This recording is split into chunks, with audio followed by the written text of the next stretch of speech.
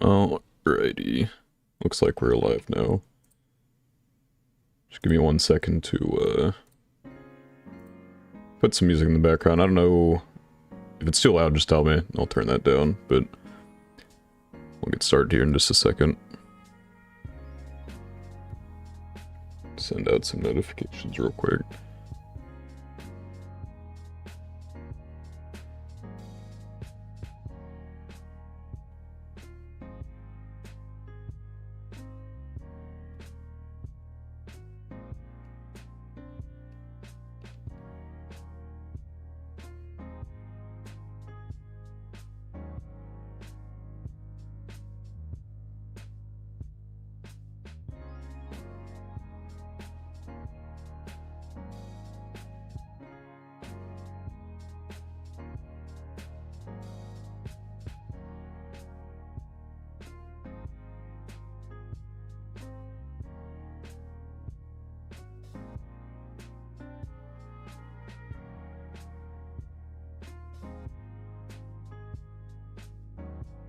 Alright.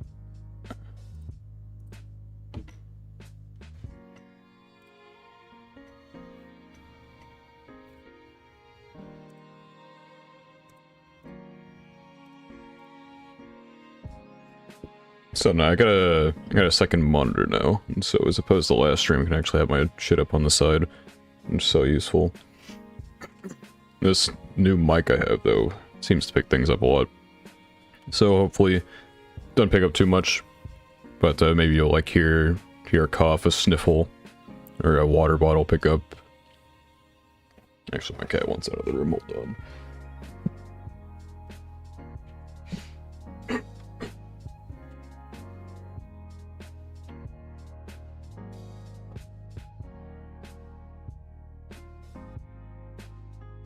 Alright.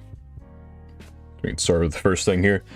Hello, Striker? Is that... I feel like that, surely that's right. If I butchered it, just correct me. Hello, Famios. I may have to ban you, Fami, for that one. We don't want any, misinformation going around here, but we'll get to that. But yeah, this is the good old stream for my tier list. Do these live now. The last one live, that was cool. Might talk a little bit afterward. But, yeah, so... Alright, we'll get to Oshinoko when we get to Oshinoko. It's not too far down the list. For right now, we need to start with Hell's Paradise. Simply, I'm just gonna go in the order.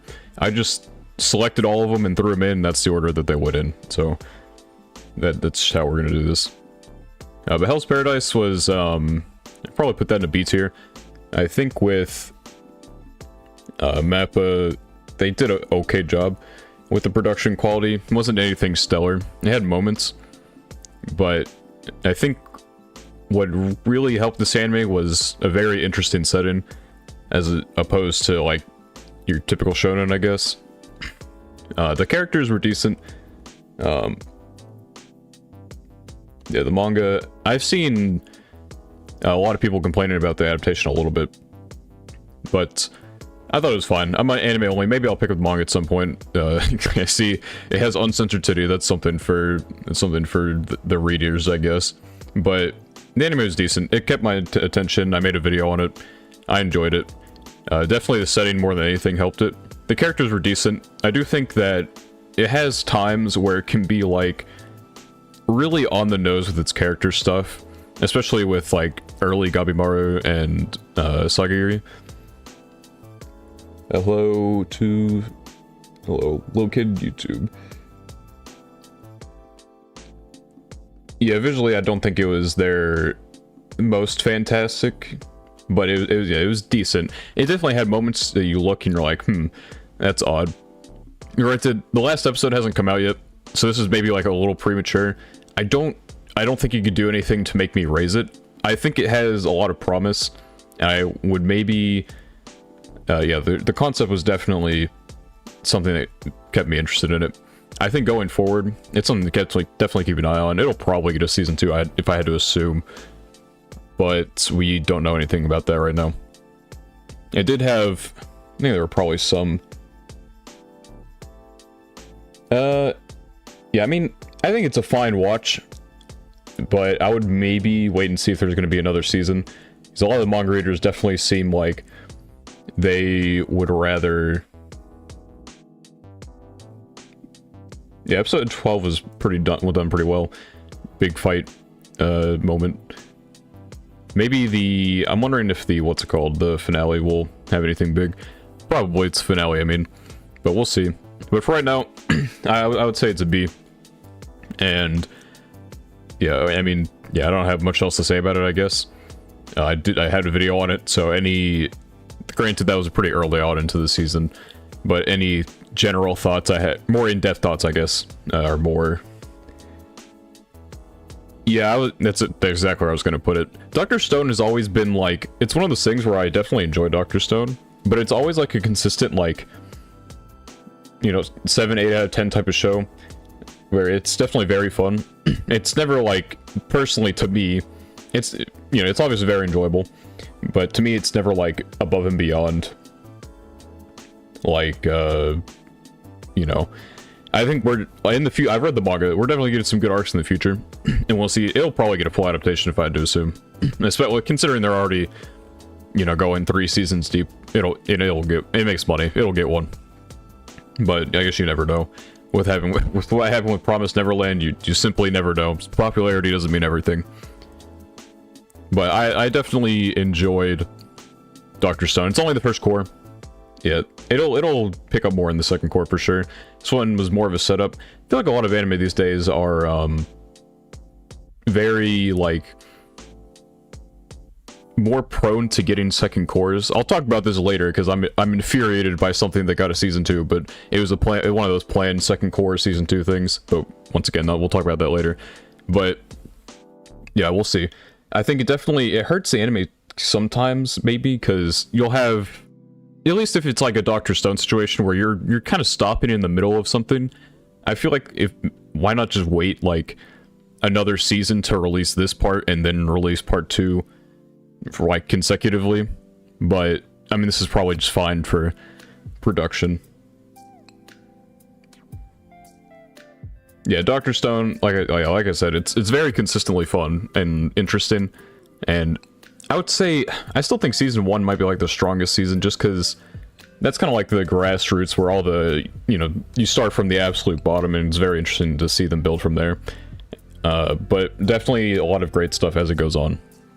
And I don't think it'll ever lose any steam, particularly. But we'll move on here. Tonikaku Season 2. This is one of my favorite manga, and we're getting... There's OVAs, 4 OVAs that are going to release throughout the summer in like 2-week intervals. I'm very excited to see those because I'm pretty sure that means we're getting Season 3, and Season 3 is like peak Tonikaku content, and so I'm extremely excited to see that. That being said, I'd probably give it a low B, high C. It's one of those things where Tonikaku, it's not like peak fiction or anything, but I love it anyway. It's just a comfy, goofy rom-com. I do think Season 3 will surprise some people, and I would have to, like, read I knew they were going to end Season 2 where they did. I was not expecting them to make little OVAs to just kind of get some of the next arc done, but I'll be interested to see how they want to take Season 3. I'm assuming they're going to make... You don't make the 4-episode OVA thing if you're not going to make Season 3. I wonder... The OVAs is probably why they took so long for Season 2. There's a few years. It's not like this is like the most animation intensive type of show. But when you're working on like... Was Season 2 13 episodes? It might have just been 12. Regardless. Yeah, I enjoy Tonikaku a lot. Been reading it for a multitude of years. I want to say... Was it 2018? I want to say 2018. So it's been a wee while, but... Anime only? Yeah. Season 3 is gonna fucking slap. That's all I gotta say. I'm not gonna spoil anything, but it's extremely good content. I don't know if they'll get to a certain part or not. That might be like that might be another OVA actually, but we'll see. I wonder if they're setting a standard now with the OVAs. Because they've done a few of them. This is going to be... They're going to have 6 by the time the summer season ends. So that'll be something. But next up, we have Insomniacs. I'm going to make a video on this. I might get the script done before I go to AX, but just know I'm not doing no type of video editing while I'm at AX. Because 1, at best, I'd be able to bring my shitty laptop. And 2, I want to actually enjoy the experience. And so I'll not be editing it there. But Insomniacs and Heavenly Delusion gonna get a video. People are saying action was in it. Is that true or a spoiler? Action might be a strong word, but Season 3, you will not... There will be things you don't expect. But I can't go into detail without just spoiling it. But yeah, it will be a much different season depending on what they do. I would have to I'd have to get to the chapter count again, but considering they're doing this next arc in OVAs, I think they're gonna get to certain content that is extremely different from the Tonikaku you know now, and is really gonna set the tone for, you know, beyond Season 3. Okay, so here's the thing, right? Demon Slayer, if you've listened to the podcast, you know I have an interesting relationship with it. I've read the manga. I watch the anime every season. I mean, I don't drop anything, obviously. I enjoy Demon Slayer. I enjoy watching Demon Slayer. I cannot bring myself to give it anything but like a high B. Simply because outside of the animation, I do not care for it that much. I'm not personally attached. I know why people enjoy it, and if you think it's A, that's all you. I mean, it's not like B is much worse than A. It's like a high B. The standard is always high with Demon Slayer, and I think that's important because while I do find it lightly annoying that so many movies get made now because of what Demon Slayer accomplished, it's like it definitely set a new standard with anime is starting to set a lot of new standards because all the really big shit that's getting really popular, and we'll talk about this soon with Oshinoko. But when studios are definitely putting more love into certain projects now, and it's definitely working for the best. Yeah, there was no like Season 3 was always probably one of the weaker arcs, and it'll be interesting to see how they do like a literal like 10 chapter speed run of what they announce next. I don't know how they're gonna... Maybe they'll have new content in there. I don't know. They'll probably milk that shit for all it's worth. Because after that, it's one arc left, I think. I forgot this next arc even existed, I'm not gonna lie. Alright, Ajax. I understand I didn't watch Skip and Loafer, but Skip and Loafer didn't get any notoriety until I was already watching too much shit. Yeah, the antagonists in Demon Slayer are not particularly grand, and this one was definitely like... I don't know, there's not too much to talk about in Demon Slayer, and I can't like go into much without spoilers. It's just... Demon Slayer is Demon Slayer. It will never be, like, bad, but I'm probably not gonna be blown away by anything other than the animation. The last arc's not bad. I'm like a huge fan of the ending or anything, but generally the last arc for Demon Slayer is decent at least. And does some things I wish I would have been probably doing the whole series, but we'll see. But next up we have Kubo. Now with Kubo's it's another romance manga that I fucking love. Like Tonikaku, and I've been reading it once again for a long time.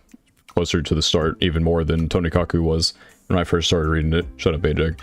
Anyway, Kubo, man, I'm putting a whole lot of shit in B, but I think it was adapted just right. It's not anything that will ever blow you away, and my personal bias is keeping me from putting it in like a high C, but it's just cute. It's just fluff. I love fluff. It's just such a nice...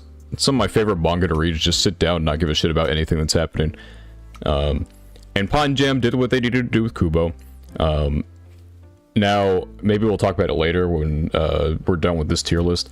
But there's a fluff romance that's getting adapted next season called The Girl I Like Forgot Her Glasses. Studio Gohan's certainly went above and beyond what they needed to for a fucking fluff romance. And that's why I enjoyed Kubo's adaptation, is because it didn't do too much. It wasn't like insane or anything, but it did what it needed to do. It gave the reaction faces for Kubo, and that is all I needed. That is what God intended for Kubo adaptation to be. Just a colorful, fun version of the manga with Kana Hanazawa voicing Kubo. And so I definitely enjoyed that. Now, this next up thing might be a little controversial. I didn't care for the spin-off that much for Konosuba. I generally enjoy Konosuba. I'm not like big into it. Is Kubo as good as Takagi? I like it more than Takagi personally. I wouldn't say I'm caught up on the Takagi spin-off. I don't know if I'm caught up on Takagi. I feel like I just stopped seeing updates for Takagi. I don't know why, but it's just kind of like stopped updating. I'm sure the manga's still going, and so I'm definitely behind on that. I haven't watched the movie for Takagi either. I enjoy Kubo more though, personally. Yeah, Megami fans probably love this spin-off. I found all the new side characters they introduced absolutely fucking unbearable. And Konosuba is one of those borderline things to begin with. And so I just didn't care about it quite as much. I would definitely say it's worse than typical Konosuba. Season 3 got announced for, winter 2024? Or was it just 2024? I think it was just 2024. But we'll see. Yeah. I don't know. None of the... Chunibyo is probably one of my least favorite, character goofy tropes. And then just the side characters in this Mega Bean spin-off, Jesus Christ. It's just too much. They are all just completely unhinged. I don't think Season 3 should be the last. I don't know God, what is this song? Turn this shit down a little bit. That's completely off. Okay, yeah, we're just gonna skip this song, that'll do it. But I don't think it'll be the last. I don't know anything about the source material, but I don't think it should be. I think it's long enough to keep going after this. How many seasons, I don't know. I generally enjoyed Love Chunibyo and Other Delusions. It's not like my favorite or anything. It's a decent show. I watched it all. So that's not really something, I guess. I don't drop anything, but I didn't pause it either. So that's something. But next up, yeah, this is the easiest S tier I've ever seen in my life. Oshi no Ko is my favorite manga, and so after what happened with Angel Next Door's adaptation, I was so fucking done with anime, and then this happened. Holy shit. It's like, I thought it was gonna be good. I never expected them to do what they did. The first episode blew me away. Every episode blew me away. It's just, the production quality on this is fucking insane. If you haven't seen any of the behind the scenes videos on their YouTube channel, I suggest go watch some of those. It shows the passion that they have for this project. It's just so nice. Yeah, I don't know. It's just so, the show speaks for itself, and season 2 got leaked, what was it, episode 6 or so it got leaked? It got confirmed today. Yeah, the manga had a great chapter today as well. Not gonna spoil anything, obviously, but it's just so good. I'm so excited for season 2. It's just gonna be just such a great time. The production quality for every episode it never faltered. Obviously, it shined when it needed to, but even during some of the most just general episodes, it always stood out in some capacity. Episode, was it 9 or 10? It was 9. Episode 9, they didn't need to, the Bell Pepper song, that shit literally had not even a full panel, that had half a panel, maybe a quarter panel in the manga. And they made a whole song, a minute 30 song for it. Not in the anime, they did 10 seconds of the anime, but there's an actual dance on their YouTube channel for a minute 30 long for fucking Bell Pepper's song. It's just some random goofy gag in the manga. And then they gave Kana a full a little music video thing at the end of that episode. It's just And she's best girl, so you know what? They catered hard to me at the end of that season, going above and beyond for her. It's so good. I'm so excited to see more of it. But yeah. Oh, well, I guess we'll move on here. My Home Hero was it's an interesting show. I would say C tier. I think I don't want to say it needed what's it called? Production value, but it would have benefited from having something more than what it did.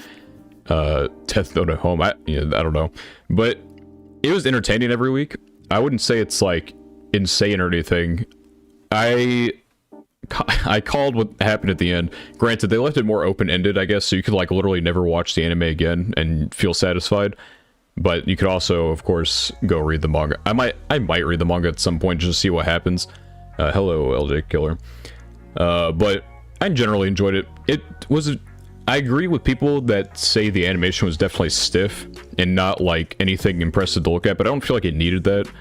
It was a show that focused much more on the narrative and the characters.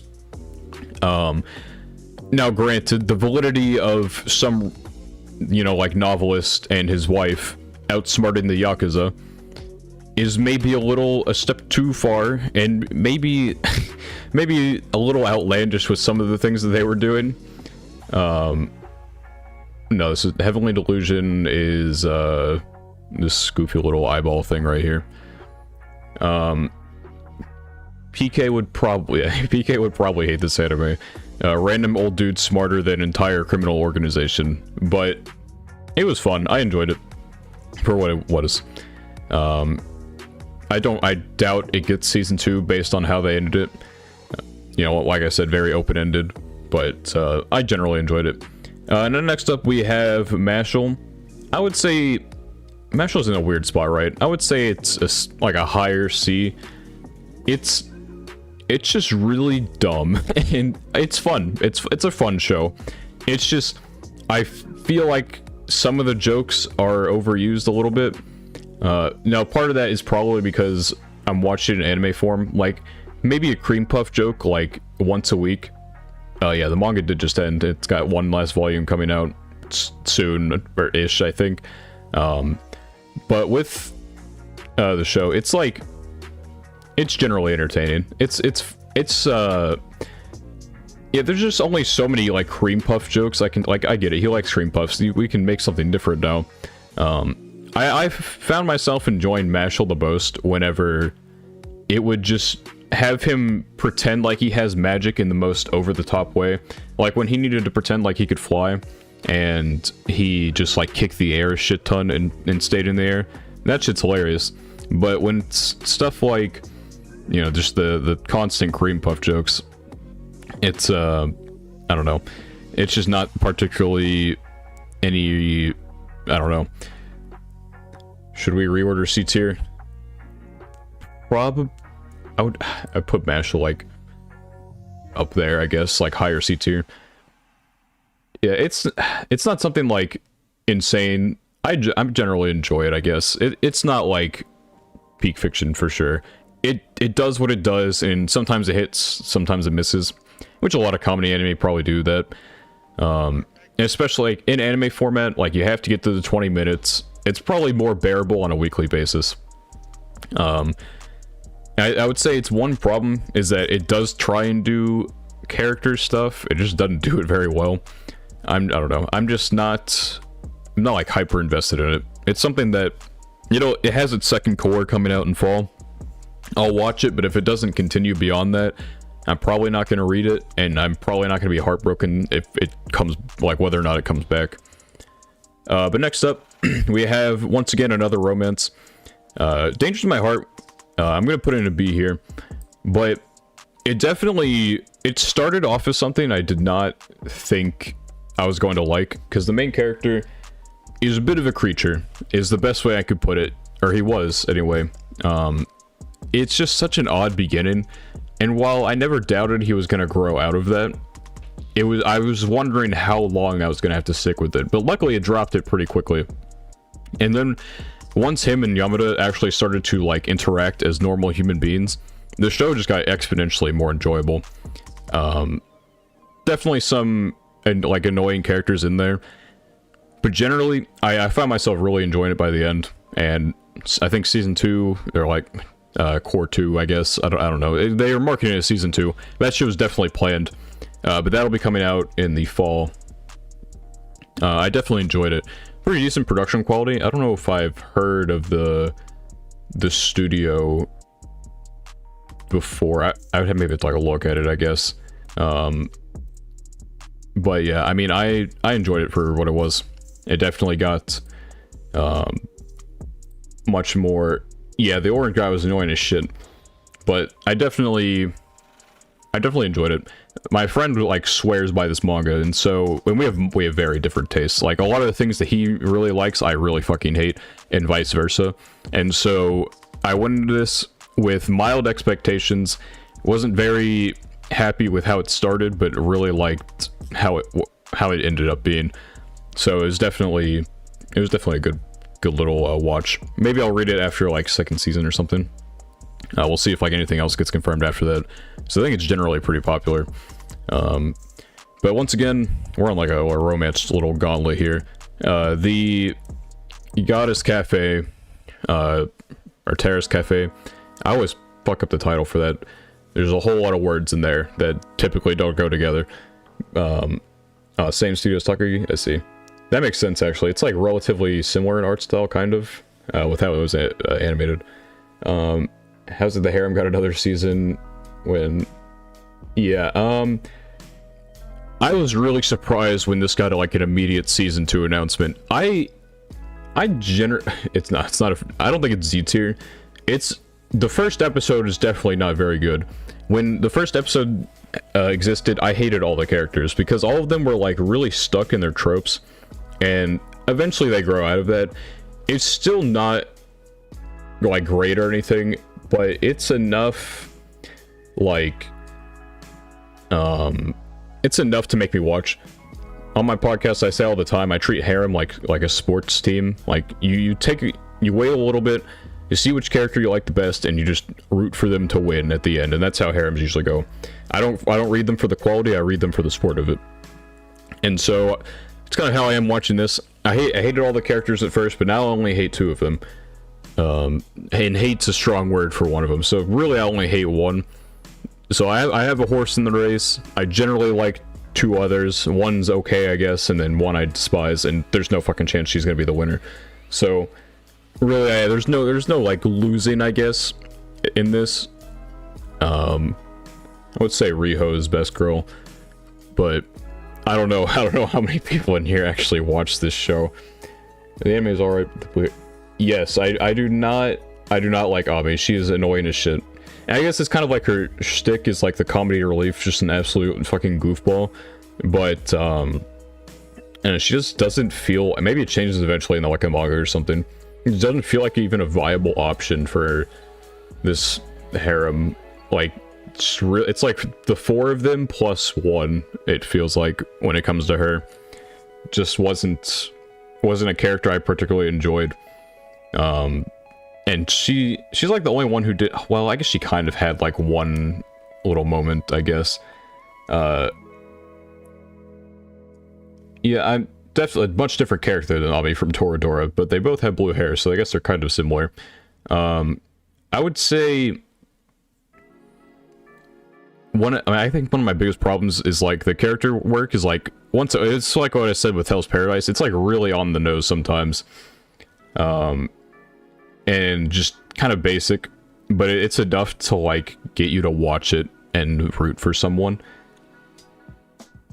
Yeah, I think most of her, I like her interactions with Hayato generally, like when they're doing like the drill sergeant shit. I think that's like a cute interaction, but I don't care much for her gags, like her masks or anything.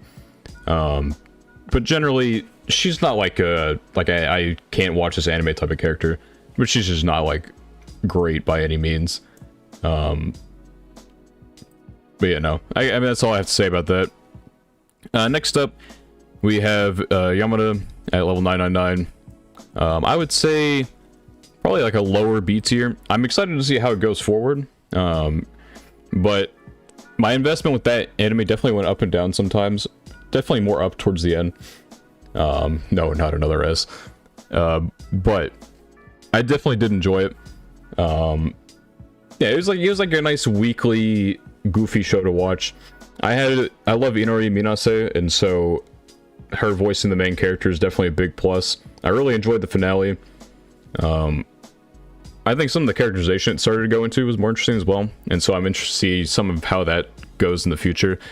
The beginning is a little goofy. Like, I understand, like, sometimes things happen, but her boyfriend is actually so damn dumb for dumping her for some e-girl. I would, if only he got like catfish for it. That'd been so funny. But yeah, I don't know. That's just like so out there. I don't know. It's a little wacky. But it's not like such a dumb point that no rush. We had one good girl named I can't even say. I like Akane from Oshinoko. Just Kana's best girl. So you know, I like Yamada. It's just a good like little weekly show to watch. There's nothing that like blows me away in it. But I like the character interactions. It's not like the world's slowest moving romance or anything. I maybe would have liked to see those two interact a little more. You can definitely tell it's like, I think it's a shoujo manga, right? I'm not insane. It definitely feels shoujo, if that was the intention. At worst, it emulates one. I'm pretty sure it's supposed to be a shoujo. I mean, I'm not gonna spoil anything from the Oshinoko finale, but I mean, yeah. I definitely suggest going to watch the episode, because that shit slapped really hard. Better performance than any idol anime I've watched, which is like literally, I think it's just one that I can think of, just the original Love Live, which was kind of ass, besides Snow Halation, but that's not the point. Yeah, Yamada 999 definitely very shoujo, mainly because of like any of the moments where like the more like romantic moments where like they slow down time and then all the background gets glittery. It's like, oh my god, he's so hot, that type of stuff. That's like very shoujo, which I don't mind. Eito is a fun character, yeah. Just a goofy. He's like he's like token best friend, but he actually has personality, which I can appreciate. Cause like yeah, we never really saw too much from Yamada himself until more towards the end, and so getting to see some of his character stuff definitely made the anime more interesting to me. And I definitely enjoyed some of what was going on in his head, what he was cooking. So I'll be excited to see how things progress moving forward. Anime Expo, it's going to have an announcement. Now, granted, the announcement is going to be at the manga panel, so I don't know if it'll be a season 2 or not. But I don't know what it'll be. We'll see. I won't be able to go to that thing at Anime Expo because I'll be watching. It's gonna run during the Bunny Girl Senpai Kaede movie, and so it's not more important than that to me. So first season for anime here in. Yeah, there's a whole lot of Yamada going on in the season. To the point, like, sometimes people would, like, say Yamada and, like, actually be mentioning, like, Dangers in My Heart, and I get really confused. There's a lot of Yamada going on. But next up, we have Koisuki Crisis. So I haven't finished this yet. I'm halfway through. I'm gonna be honest. There's some people in this chat that I know are not gonna like where I put this. I just, as a show, I enjoy the yeah anyway, as like an actual show, it's all right. Look, I can settle for like no, I'm not I'm not moving. It's not bad. It's not like C for cat. You know what, we'll go C for cat. Low C for cat. I just it's one of those things where I'm not surprised I fell behind on watching it. It's it's a goofy, fun show, but the fact that I fell behind on it was like such a detriment for it because, man, it is not a binge show. At all. It is not a binge show. I can't, like, it's probably better than it does what it wants to do. It's like, I can't call it bad, but I definitely can't call it good either. Like, it's an enjoyable little goofy show if you like animals. But outside of that, it's kind of like the same episode every time, except with a different animal. But yeah, I still gotta finish it, so you know, it's a premature rating. However, we will be moving on, because I have literally nothing to say about it. Next up we have Heavenly Delusion, so we'll be joining the A tier. Yeah, I know. But Heavenly Delusion is a show that I called it. I called it being good. There's always one show I'm like, this is a cool title, I'm gonna watch this, and they end up being pretty good. I have like a 75% success rate on the show being good. Revenger, though, that shit sucked. I talked about them in the last tier list. Cool name, not great anime, but anyway, Heavenly Delusion. Cool name, cool anime. There's a lot of do not say it's my favorite. No slander, I'll ban you. I threatened to ban Fami, I'll ban you too. Anyway, Heavenly Delusion, every week I felt like it got better. There's some controversy over episode 12, which, you know, people definitely getting comfortable with that kind of stuff, and obviously for good reason. It's not a very comfortable subject. I think for me, how I like Heavenly Delusion going forward, it may be, like, it depends on how they handle that, if I like that moment or not. Well, I don't know, like the moment is a strong word. If you watched it, you know what I'm talking about. It was definitely one of my favorites from this season. It's my favorite show that I'm not already biased to in some way. Best new show that isn't Oshinoko, I would say, is probably what it is. It definitely had good production quality. The world is very unique. The way that it played with the perspectives was fun. It had fucking fantastic episodes, though. Episode 8 is one of my favorite episodes of the year so far. It's such a simple episode, yet it's done so effectively. And then getting some of the, granted, I knew before the final episode what episode 8 actually was, and generally you could kind of find out by the context clues of what was going on and some of the other things. But, you know, the last episode, yeah, I think we'll get an explanation about Robin in the future, probably. I don't think the manga is that far ahead of where the anime is. It did get there's some leakers said a season 2 is in production, but we're not going to hear about it for a while. It's a monthly manga, but I feel like maybe the success the anime had will bring, it might have like maybe like a Made in Abyss type of thing, where the author works with the animation studio to help produce it. Yeah, the OP and the ED are really good. I like the second version of the ED for episode 8. I think it was episode 10 as well, with like, it was like the cold spider thing. That episode was really good. Like the direction for that episode was so fucking good.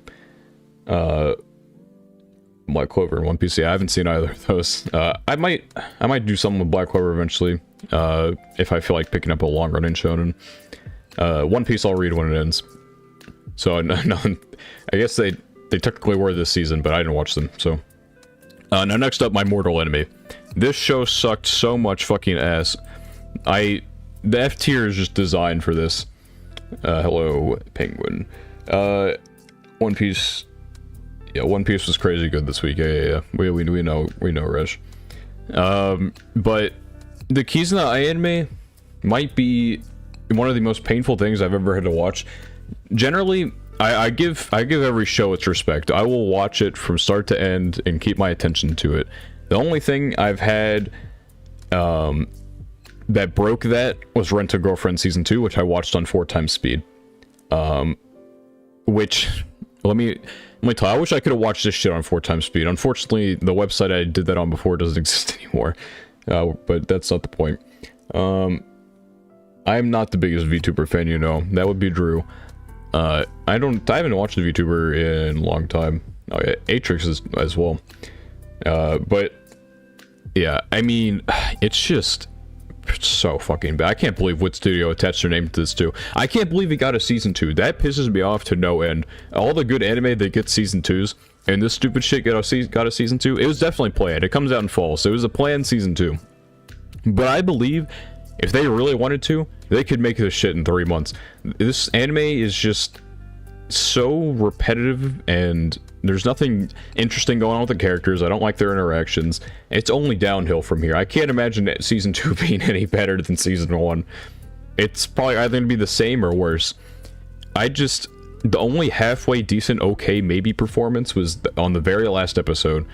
And other than that, they were all the same. It uses the same song over and over again. I don't like any of the characters.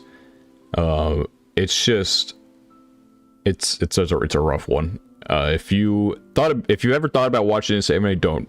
Music is dog shit. Characters are dog shit. Everything is dog shit. Watch for 5-10 minutes. Watch another for 5. I can't do that. I have to watch. I have to watch something start to end. It's an interesting way of doing it, but yeah, I don't know. I just kind of like suffer through them. I've done it for enough anime. But the fact that I gave Redo of Healer more attention than this one is quite something. Granted, Redo of Healer it's quite worse for a multitude of reasons, but this anime is dog shit in its own right. It's just it's a rough one. Now, moving on, this one I want to put in like low C. It's cute, so I'm gonna put it in D. It's a cute anime, don't get me wrong. Man, I fucking hate like all of the annoying all the characters in the classroom. So fucking annoying. Yeah, X-Arm was quite something, to say the least. Thankfully we'll never see that again. That's what happens when you hire someone to do anime that's never done anime before. You get shitty adaptations. Like, I feel so bad for the manga for X-Arm, because the art looks decent and maybe has like an interesting story in there, but they just got completely fucked over. But My Clueless First Friend is a very cute show, right? But you could watch episode 1, skip all the way to episode 12, you wouldn't have really missed anything. It's kind of the same episode over and over again. It's probably like a fun weekly read. Get like your weekly fill of cuteness and then move on with your life. But it was it's just kind of, it's generally the same thing every week, and it's not like a great it's fluff romance kind of. Yeah, I don't know. It's just dub sub for Clueless First Friend. I would say probably sub, because I mean, I find the kids annoying in sub. I can't imagine how annoying they are in dub. So that's like another one of my problems. Like, the main character that isn't the girl in this, just oh, she is another Akane. Someone probably mentioned that in chat earlier, and I like completely fucking looked over it. It's like the 20,000th Akane of this season. Any character that isn't like Akane is like generally kind of annoying. I think Umi was her friend. She was fine. But other than that, they're all pretty annoying. No, I mean, it's kids, obviously. But the main character, he's very pure. Like, I don't hate him, but he is annoying. And so, is a fine character, but damn, they're annoying. You know, obviously Akane is the only bearable character in the show. But I mean, it was cute. It was a show that did fine for what it set out to do, which is nothing particularly special, but to like just be, like, surely at some point these fucking kids have to give it a rest with like they're picking on this girl. On this, like, do they not get bored of saying the same shit over and over again? Like, actually, like literal broken record. But anyway, moving on to Vinland Saga Season 2, which was definitely an S tier. I had my qualms with like the first part simply because how Thorfinn's character got to where he wasn't my favorite. Dream sequences are not like I definitely don't care for dream, like, yeah, definitely S tier. Dream sequences, I'm not too big into them for like character growth, because I mean, if you're gonna have a dead character come into a dream and give a speech, then I would prefer you have just done that when the character was alive. I think Einar should have played a much bigger role than he did in changing Thorfinn. That being said, the second half of the season fucking cooked every single episode. It's just such a good drama. I wasn't a big fan of Vinland Saga's first season's action. And so when this season, fucking almost no action. And a lot of the characters, the OVA, Einar drank the Grimace birthday shake. I didn't see that one. They must have put it out after the season. I'll have to go look. They actually they have like mini episode things on their YouTube that I never watched. I'll maybe have to go do that. But the second part definitely cooked. Like I'm very excited to see where Vinland goes from here. Like the last few episodes were just so well done. And definitely it just sets up. I love how the show progresses. It's not often that you see people go from like young to middle age to adult, and we're gonna see them continue beyond that. And just how Vinland's going to progress going forward is just gonna be so. Yeah, people who drop Vinland are just like monkey brain, like action lovers. I might read the manga at some point. Season 3. I don't know if they have like an official announcement technically, but I believe that it was the director posted a photo of Thorfinn with Vinland Saga, and there's like some highlighted stuff in the Vinland Saga. We're on Vinland Saga right now, Stella. But it looked like season 3 was basically confirmed by the director, and he said it'll continue. So we'll get season 3 at some point. Better writing Oshinoko. I think depending on where I think they're both very good, and they're both very different as well. I think Oshinoko has there are certain moments where I think they outdo each other, but I think Vinland probably is a bit stronger with character writing overall. It's just they're both very good. I definitely love them both. The anime is just like so well made. It puts me off of reading the manga just so I can continue to experience it in anime form. But I am starting to get Vinland Saga spoilers on like my recommended shit, and that's really annoying. And so I might just have to go read it at some point.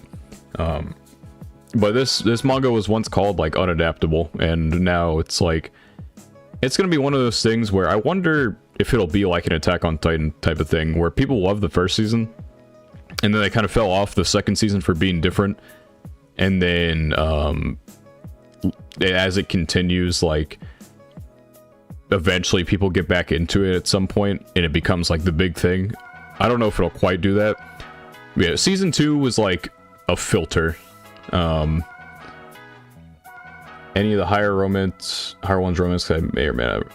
I would say A right here is Insomniacs After School. That's a romance. Did I even talk? Fuck, I didn't talk about that, did I? I put it at A tier and moved on. Fuck. Insomniacs After School slaps. Yeah, I think I mentioned I was gonna make a video on it after AX, and then I just completely fucking moved on. Insomniacs After School is a great romance. I definitely suggest watching that. And then these 4 right here: Tonikaku, Kubo, Dangers of My Heart, and Yamada at level 999 are all very good romances as well that I enjoyed throughout the season. So if with your romance anime addiction, you can definitely use any of those 5 to fulfill your needs. But anyway, where were we? Was I in the middle? I was probably in the middle talking about Vinland Saga. Anyway, Vinland Saga, very good. It will probably not get season 3 for a while, because they seem to be doing 24 episodes a season type of thing, like every single time, probably. I guess it might depend on what like the next arc is. This one so happened to fit into, once again, 24 episode period. I love the scale of Vinland Saga. I feel like it's something that can last a while. That's one of the things I like about ReZero is the scale. Like 24 episodes for the first season, that was the prologue.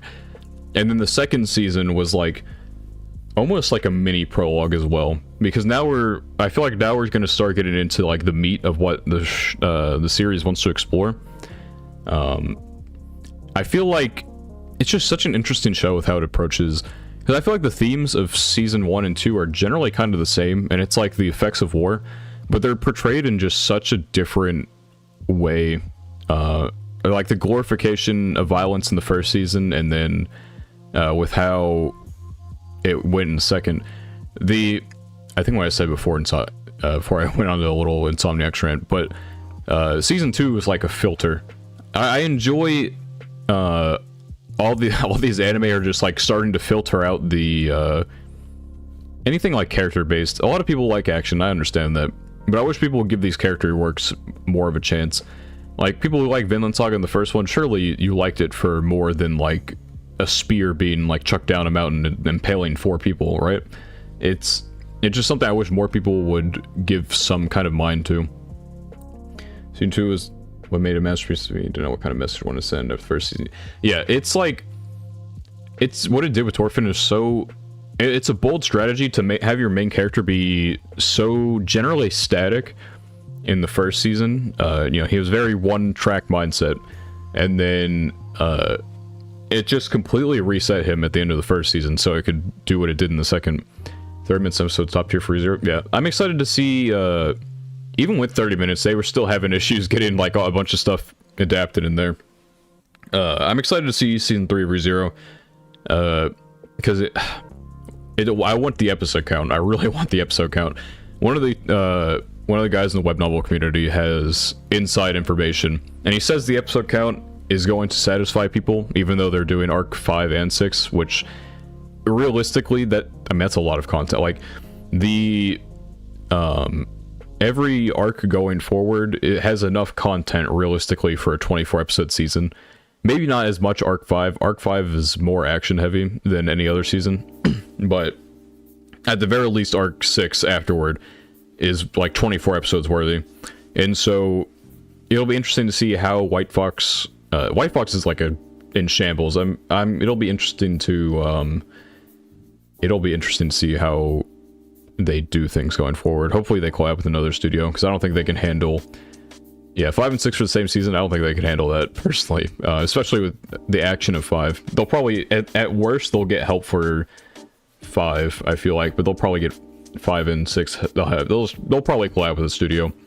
ReZero makes too much money to fuck up, is basically how that goes.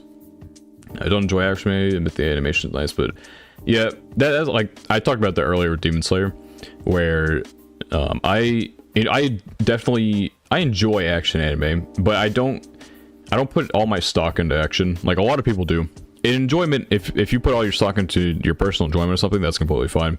But my channel is based on talking about the writing of things, and so when there's just like not a lot of character work going on, I'm less interested. The plot's not too crazy or anything. It's like standard shonen stuff. I'm not too interested, but I can enjoy them for what they are. I think the worst, it's when action anime have shit production quality and then no character work and then a boring setting.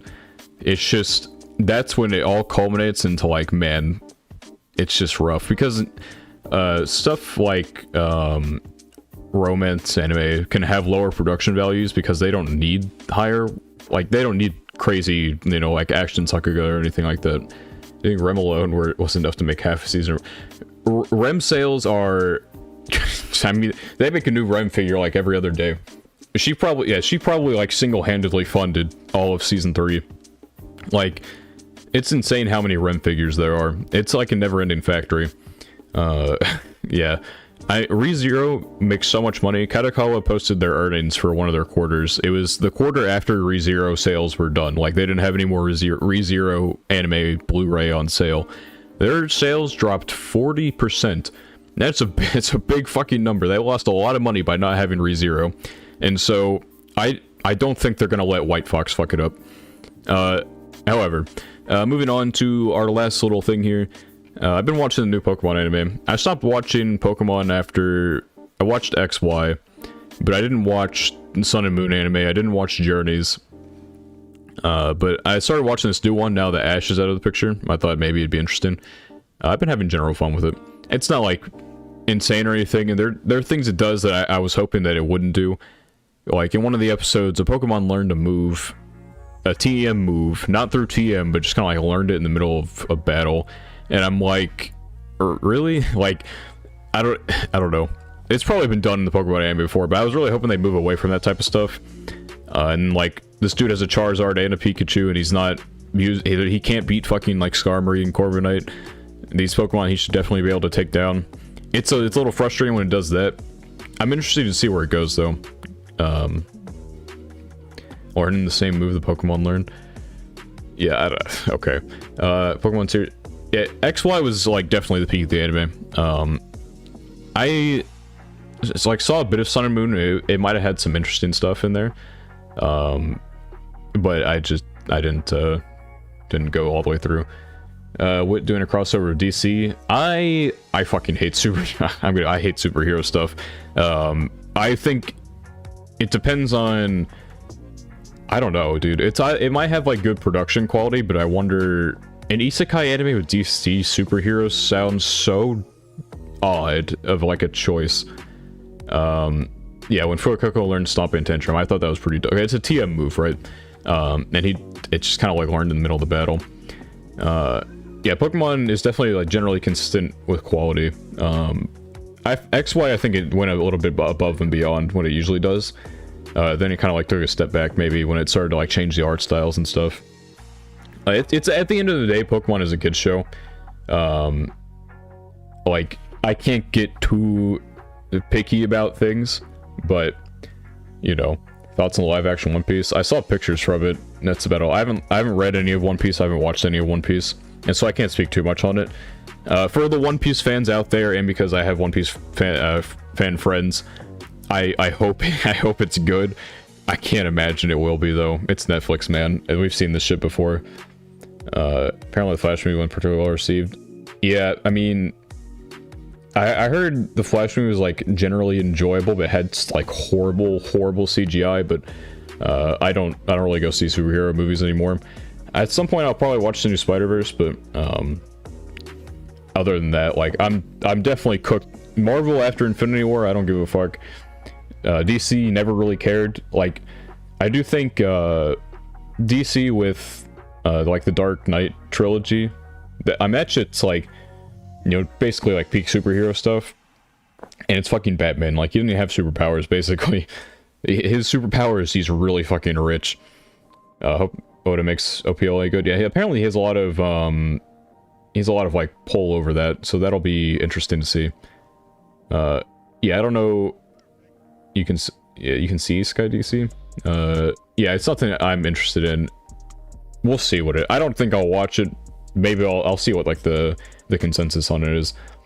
Wit needs to adapt to good So the thing with Wit is the reason they adapt all these weird goofy things, and like they work with Netflix a lot and these other, you know, like they make all these weird projects because they get money out of it. And that's one of the reasons they dropped Attack on Titan. I think they might have finished it, but they weren't given enough time, and two, it made them like no money. All the money basically went to the production companies. And it's one of the biggest issues in the anime industry, is where all the money goes. But that's why Wit has pretty much stopped doing, like, they worked on it with Cloverworks for Spy Family, but generally they do a lot of anime originals because it makes them more money just to do that. Spider-Verse, the only ones I consider watch. Yeah, I like the first Spider-Verse, and so I'll be interested to go watch the second one. The 2.5 hour trailer. Yeah, I mean, that's how some trilogies go sometimes. I don't think it went downhill after Mappa took over. So what Mappa did with the first part of season 4, it was impressive because they had a dog shit schedule. Now, I feel bad for all those animators, and that's probably one of the reasons they switched to CGI. It was a little annoying seeing the pre-animated trailer like be all 2D, and then they went to CG. But I'm not like overly hateable. Like, Mappa has good CGI.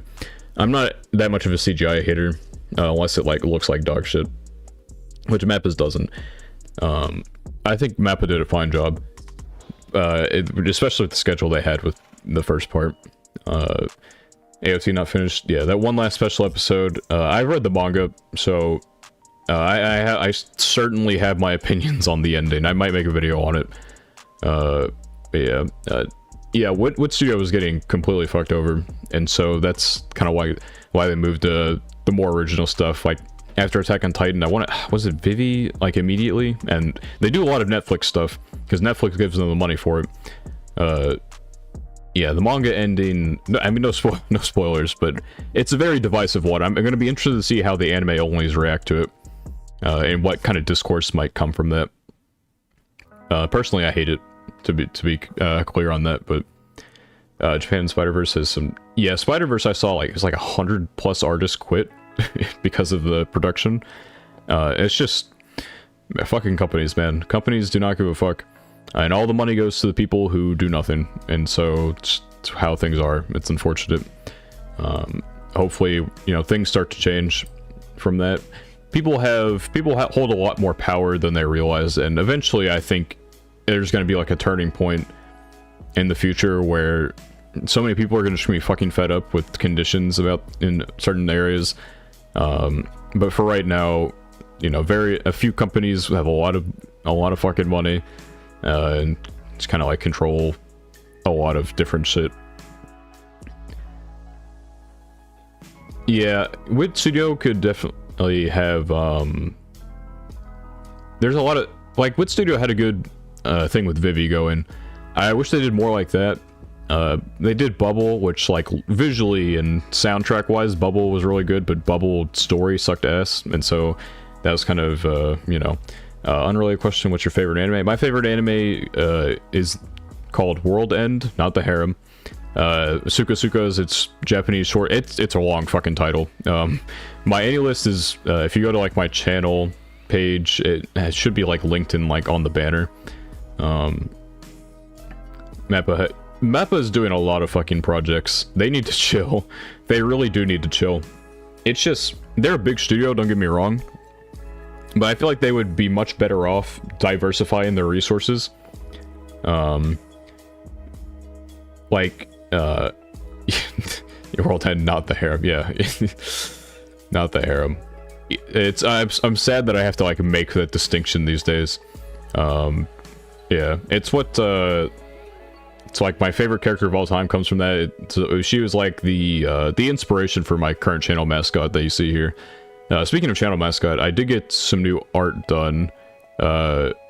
So in the Discord, a couple of things we'll have some stickers. I'll have a new little profile picture thing here. I'll probably edit my banner as well. These were always like meant to be like placeholders.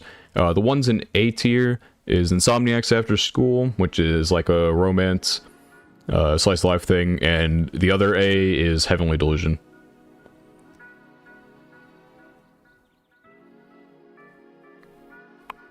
Yeah.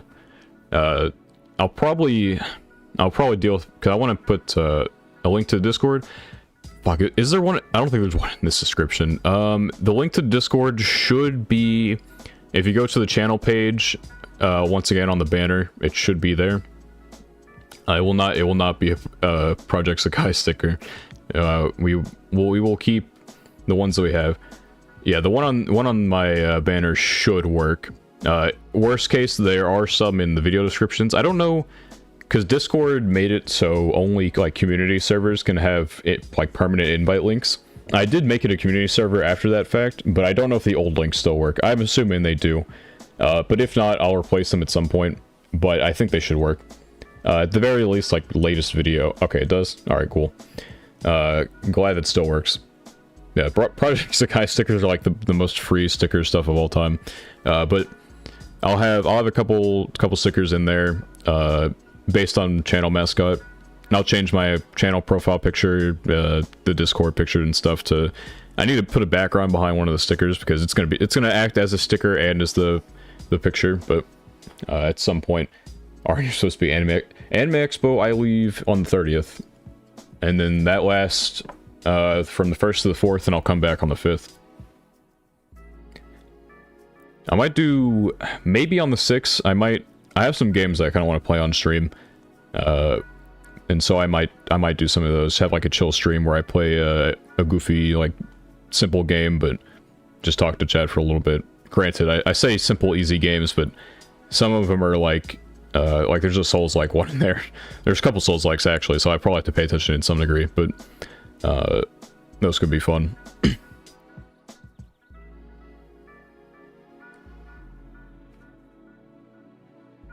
Does anyone have anything they're looking forward to for the next season? I feel like we have some cool stuff coming out in summer. We'll also have some stupid stuff coming out in summer. I'm definitely not streaming Elden Ring. I don't know. I'm sure my computer could probably handle it. I might stream Elden Ring one day. Yeah, Mushoku Tensei is definitely something to look forward to. I think you and me might be the only ones looking forward to Spy Classroom Season 2. But I had fun with the first season, so I'll be fine with that. Zom 100 should be interesting to watch. I think it's a goofy enough progress, or fuck, what the fuck am I even, premise. What do you normally do on streams and how long you stream? This is my second stream ever, actually. Normally, I don't normally stream. I want to get more into that. Now that I have some art and stuff, I can make some, like, decent-looking stream thumbnails that are actually, like, maybe enticing to click in some capacity. And so, I'll probably do some more gaming streams after AX. I have to prepare, like, tomorrow is going to be, like, the dawn of the final day before I fly to LA. And so, after I get back, I might start to stream a little more consistently. How long those streams will be, I don't know. Maybe, I think the last stream we did was almost 2 hours, or maybe it did go over 2 hours. I don't remember for sure. But hopefully, we can have some fun with future streams. Yeah, Bleach coming out. I don't watch Bleach, but let me open my phone. I can get my planning list up. Let's see. There's not like a lot of new stuff coming out next season that's like super enticing. The goofy vending machine isekai is coming out, so that'll be something. 5 elements on season 2. Come in Undead Anime The Head, and it's a lady. Maybe I'll find out in a second here. I don't think I have anything like that in my planning. What I have planned for next season, let's see. I should probably, actually, let me do this. Let's see. Only show my anime. 2023 summer. Next season, I am watching the second season of Jujutsu Kaisen, second season Mushoku. Horimiya has like the stories they didn't adapt thing coming out, Horimiya piece, so I'll watch that. Zom 100, I'll be watching. Mappa has their movie coming out, but I doubt we're gonna get that until like Blu-ray release, so that exists. Unfortunately, Rent a Girlfriend Season 3 exists, so I'll be watching that in 4x speed. The Girl I Like Forgot Her Glasses. I read that manga, so I'll be watching that. The animation looks a little over the top for romance fluff, but, you know. Yeah, Bleach's gonna take a little while to get there. Yeah, Mappa's going through it. They've been working on this movie for a while, though, so I don't think they've been rushed or anything. However, and I think Jujutsu Kaisen Season 2 has also been able to take its time, so it's not, like, as egregious. It's kind of like their lower tier staff that's probably getting fucked over pretty hard. And I don't know if it's, like, the director or, like, a producer or something, but someone working on Jujutsu Kaisen had to work on Hell's Paradise as well, which is not ideal. So I think they need to chillax a little bit. Let's hope for their staff that the leak about the One Punch Man Twitter denied it, but there was like the moment in time where everyone thought they were going to do One Punch Man Season 3. For their sake, I hope that does not happen. Yeah, let them see their families. Let them see their families. I'm watching I guess it says second season of like the second, I don't know. The fucking Devil's a Part-Timer Season 3. I don't know why they have to try and be clever with like 2 exclamation marks and then Season 2. Season 3 basically of Devil's Part-Timer. And Season 2 is dog shit. Not expecting much for Season 3. Reign of the Seven Spellblades I'll be watching. There's the Quint special from Shaft. I don't know when we're gonna get that in English, because I don't think we're gonna get it right away or anything. Yeah, Madhouse has seen better days for sure. they're not like a bad studio, I guess, but you know, definitely not what they were like at their peak. I mentioned earlier the vending machine isekai. It's so stupid I have to watch it. I can't ignore it. There's Fate Strange Fake, so I'm gonna be watching that at AX, so that'll be cool. I think this is called, I think the English is Hero Classroom. I actually read the manga version of it a little bit.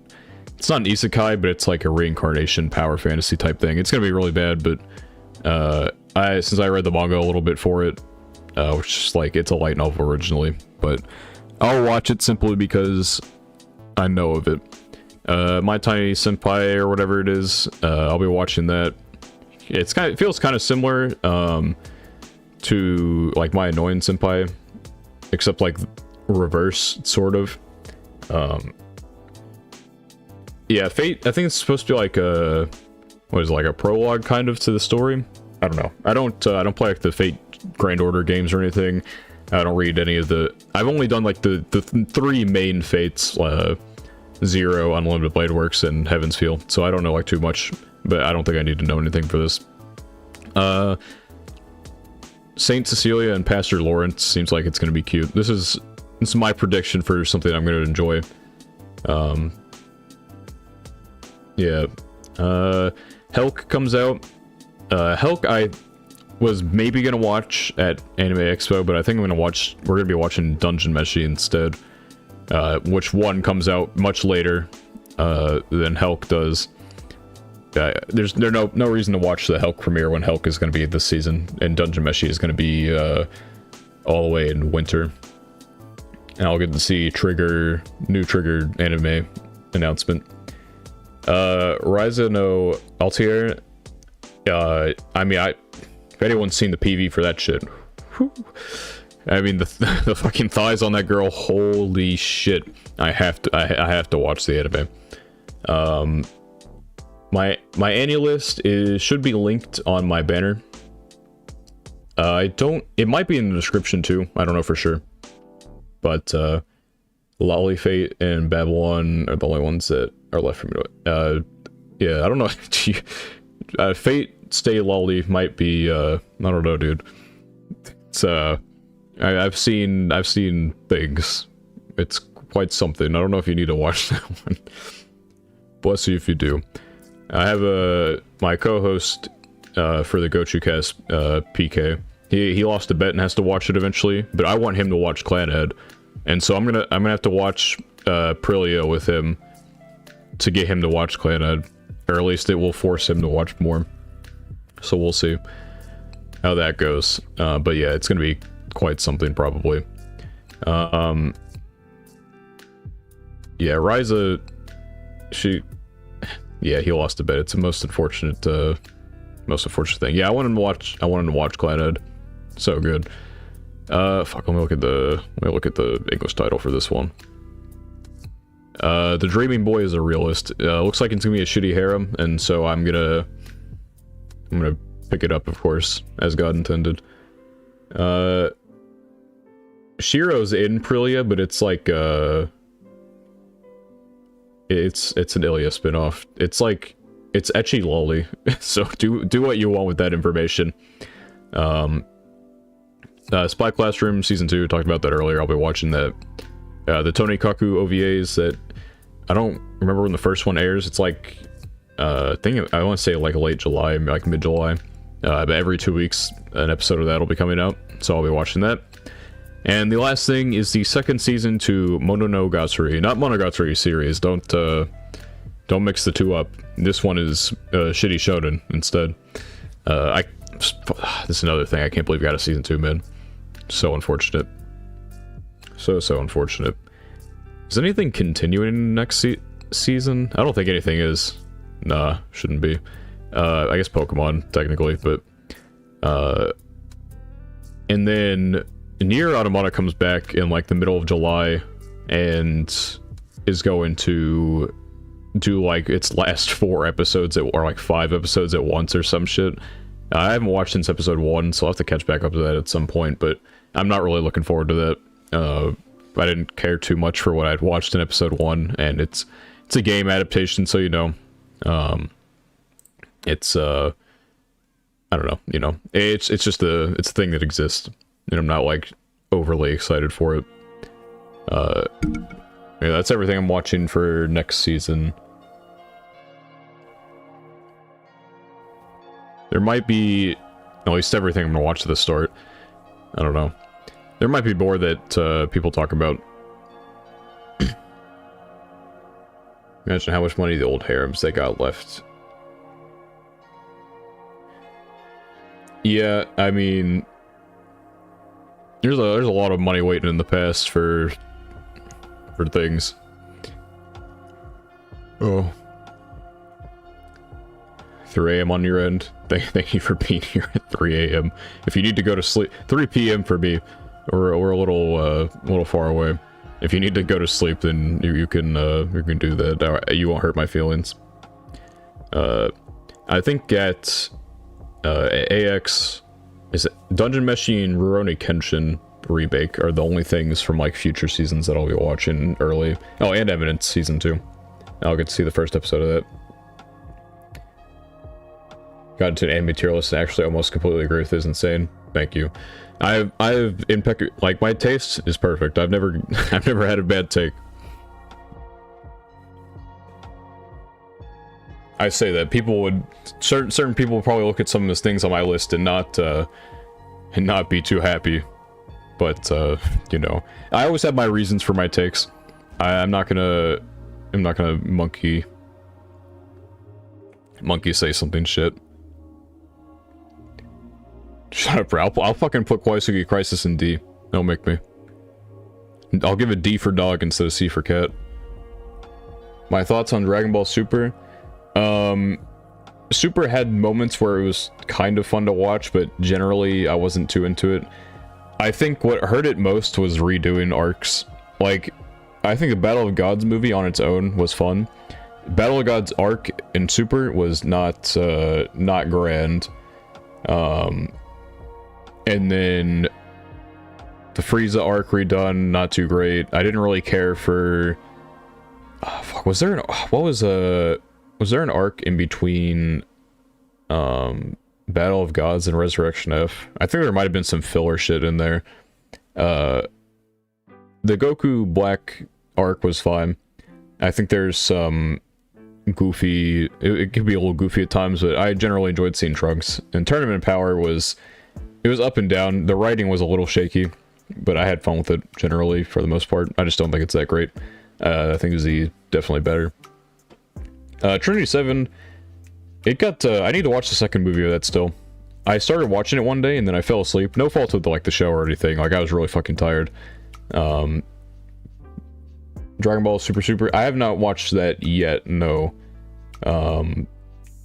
I can't say I'm too big a fan of Beast Gohan. Like, I don't know. I'm getting a little tired of all the new forms. There's just too many. They gotta stop at some point. They can't keep getting away with it. DxD ripoff is probably testament of New Sister Devil, I would assume. Yeah. But of all the ones you listed, I only watched Trinity 7. I know of all the others, but I haven't watched any of them. And I don't think I'm exactly gonna be watching any of them anytime soon, or if ever.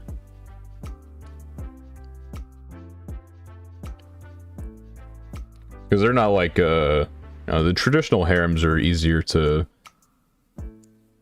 just like the non-action based ones, I guess, are easier to sit through. Because I generally, I feel like the action ones always have like a cop out. Like where the main character like marries all of them. I'm in harems, so I never understood why people watch like The Bachelor and The Bachelorette until I started watching harems for the sport of it. It's not that you actually care what happens, is that like you just kind of like trick yourself into thinking that you care by picking a favorite character and going with that.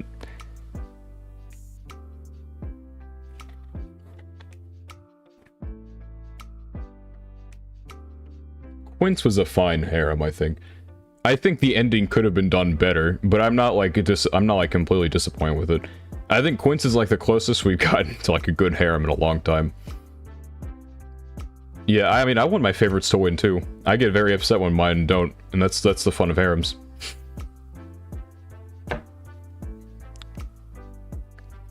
You can't, if you win every time, then it's just boring. Bokumen was, we never learned was a decent read. I hate that it copped out picking a winner though. I hate routes. I'm in a harem so I can have my heart broken or my heart's elated with joy for winning. Yeah, Girlfriend Girl. When does season 2 come out? Is that fall? I think it is.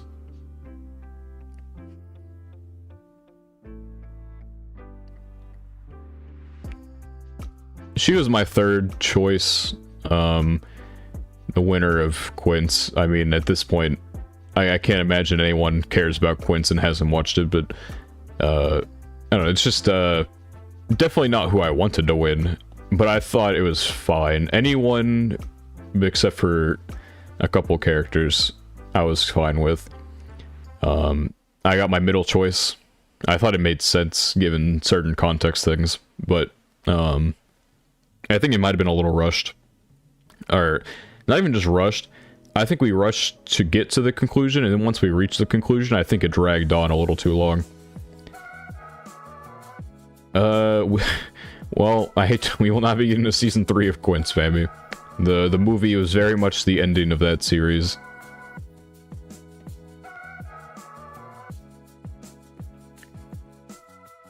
Nisekoi, when I read it, I really liked it, but I was much more monkey back then. I don't think I could reread it and feel the same way. Like, yeah, I don't know. Nisekoi was very long, too. Nisekoi probably did not need to be that long. Yeah, I found it odd when they announced the movie. I hate that they had a movie, and then, like, the movie... like, they have this special now coming out that adapts stuff that didn't happen before. And I'm like, really? Like, you couldn't have just made a season 3? Like, it doesn't have to be, like, a full season 3. It could be, like, 10 episodes or something. Thoughts on the big 3? I don't know if I have much thoughts on the big 3 at all. I'm not, like, I haven't watched that many long-running shonen. Like, I've watched Fairy Tail and I've watched Dragon Ball. But when it comes to the big 3, I don't think I haven't watched any of them. Like, One Piece, Naruto, Bleach, I have not watched any of them whatsoever. The big 3 exists. I hate the fandoms on Twitter. Yeah, when One Piece ends in 1,000 years, I'll watch it. Yeah, Index, I'm tempted to just get the novels because, I mean, the world of Index is so interesting, but the anime adaptation is so, like, okay, maybe, kind of. It's enough to keep you interested, but I can tell that it wasn't adapted very well. I've said I will read One Piece when it ends. Yeah, every fandom on Twitter is so dog shit, man. Yeah, One Piece very long. I mean, so Naruto and Bleach aren't short either. Maybe I'll watch Bleach one day. Naruto, but I don't know. It's just finding the time for them is like so difficult that it's there are things I want to watch that are shorter and more enticing. My Hero, I haven't read the manga in a while. Well, I say a while. I was caught up in this like final battle thing. Now I'm not. It's fun. Like, I don't know. My Hero, I think it hit the peak with season 6, and from this point, it's just kind of like coasting along. I haven't read in a little bit, and so maybe things would like get my attention back if I picked it back up again, which I will at some point. But for right now, I haven't read in a while. Railgun, yeah, Index. I've heard like really fucked up season 3. And then, I mean, it's so odd. JC Staff is such a weird studio. They either make absolute gold or absolute dog shit. There's no in between. Railgun gets so, like, such good treatment, and then Index just kind of, like, gets shafted. One feels more like a work of passion, the other one feels like an advertisement, kind of. I might read Index one day. It's a long-ass series, though. I know that much. And so, I also think that it's like, what, New Testament or something hasn't been, like, officially licensed yet. That's, like, one of the biggest problems with light novels, is it's not as simple to translate as, like, a manga, right? because with manga you can have someone get translations up pretty quickly, and usually there'll be dedicated groups that, especially for the popular stuff. Yeah, so I think like the newer index stuff isn't like being officially translated, which is kind of rough.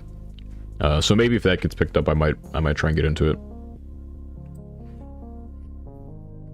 But for right now, I don't know. It was generally, I watched it with a friend. It was generally enjoyable. It's just you can definitely tell that it suffers a bit from. It feels very rushed.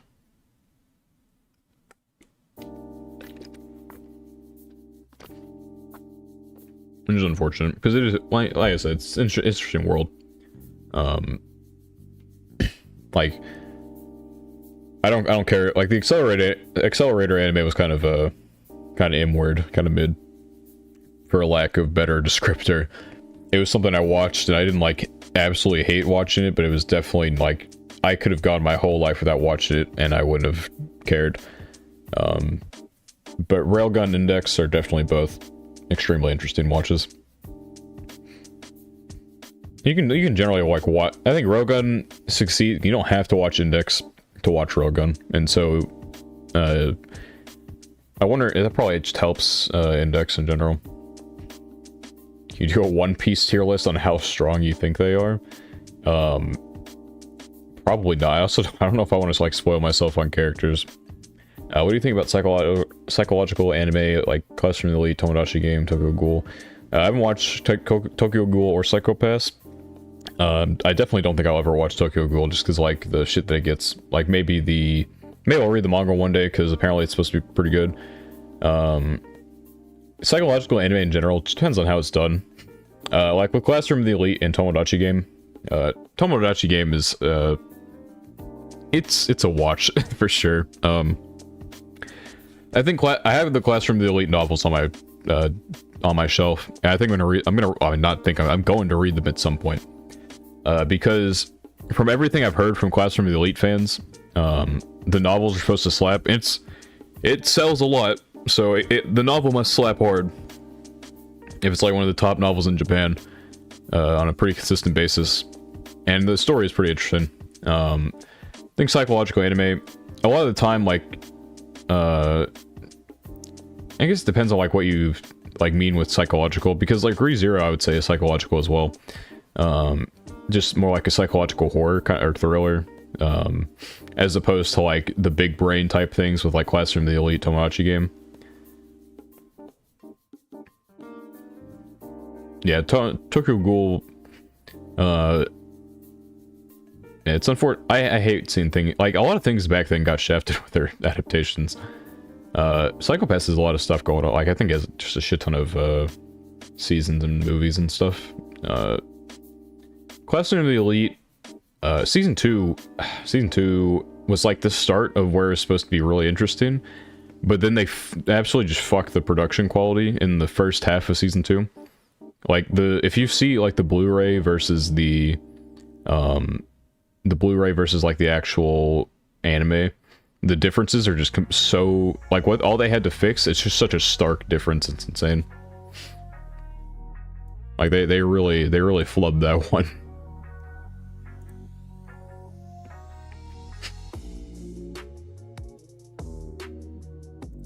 Yeah, and Tomodachi Game,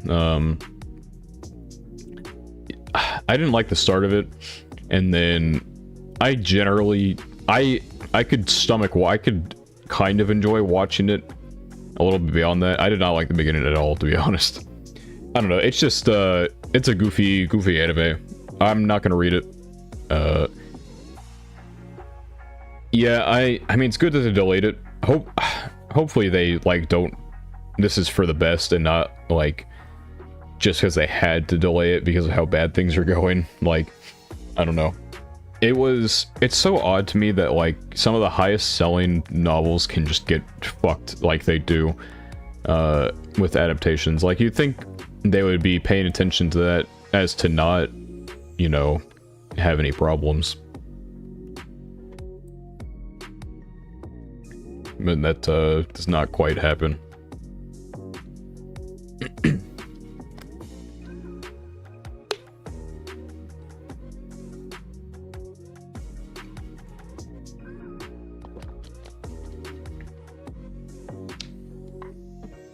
I'm hoping everything next season as well gets good adaptations. I mean, obviously, I always hope everything I watch is good, but there are definitely some things that, I don't know, the standard for anime is just so much higher now, and so it's becoming more and more clear which shows are just being made because the studio needs to make something, and which projects are just having all the passion poured into them.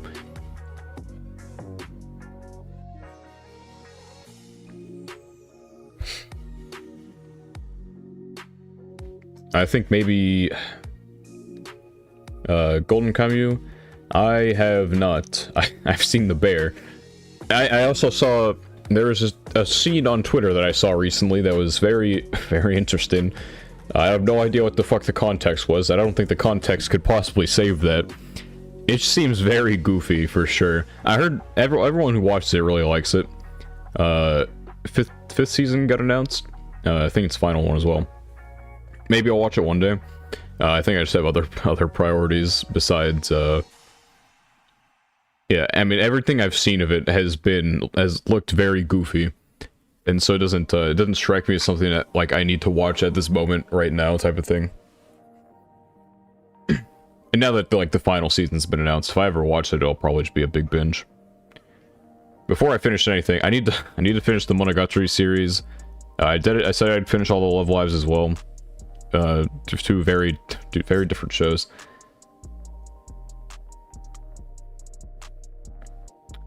Historical anime. It's like gold mining, yeah. I mean, it's fucking golden, whatever. Obviously, it should be something like that. Thoughts on Danmachi season 4 final episode specifically? I feel like best Danmachi.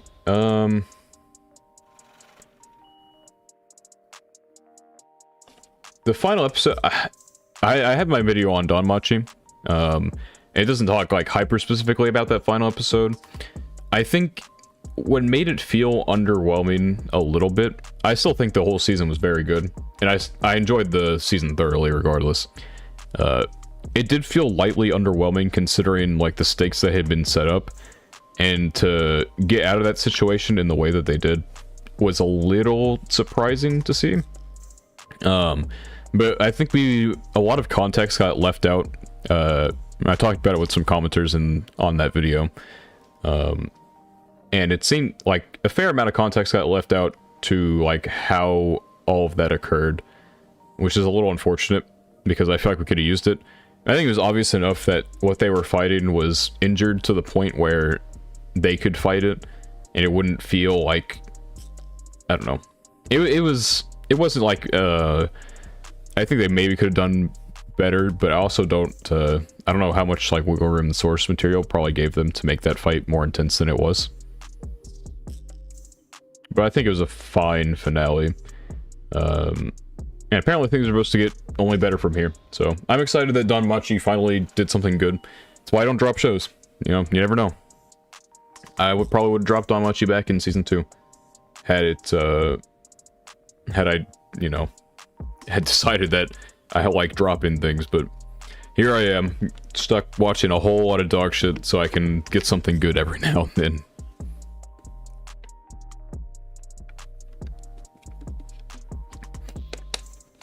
I really gotta start making more videos on some of the dog shit things I read. Yeah, light novels definitely. It's not just the dialogue, it's also inner monologue can also make up a lot of it's hard to capture all the character in some light novels. Like I think it's one of the things that hurts, like, I know you can do good novel adaptations, but to get across some of the emotions that characters feel, I wish some would like lean into the internal monologue and let that happen. And also, I feel a lot more anime should lean on the fact that they're anime and give some visual expressiveness to what they're doing. Like 86 did a great job being an adaptation, but I'm sure the light novel has even more to offer with its internal monologues.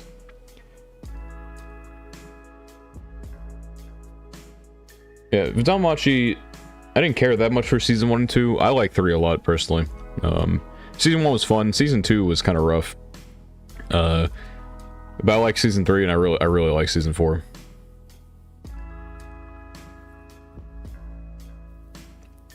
It's not like the perfect show by any means, but season 4 definitely surprised me with how much better it got.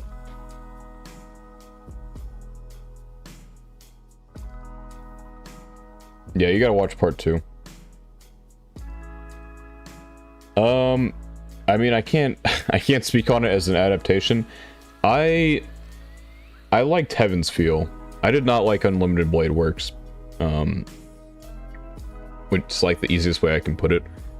I would say, I mean, Heaven's Feel, dude, fuck Demon Slayer, dude. Heaven's Feel has some of the best like battles in anime that you'll ever see. Heaven's Feel 3 has, I mean, that, you know what fight I'm talking about. That shit is insane. It just kept going, and it was all just really well animated. I go back and watch it every now and then. It's just fucking insane. Yeah, I mean, that's Ufotable speak right there, I think. It's just, that fight was fucking crazy.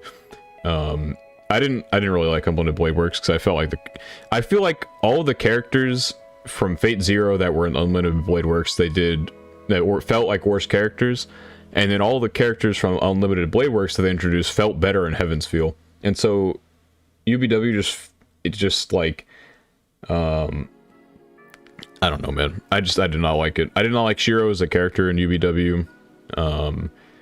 I didn't like a lot of people as characters. Like, I liked Rin in Heaven's Feel. I did not really like her in UBW. It's just, I don't know. I was not too big on UBW. Archer's cool. I just, I don't know. My biggest issue with UBW was that you hated Shiro and that's why you liked UBW. Yeah. Yeah, Fate Zero I think is the best Fate as well. It's just such a great anime. Character-wise, it's an interesting, like, Fate's an interesting premise. I would say Fate Zero for sure is the best Fate.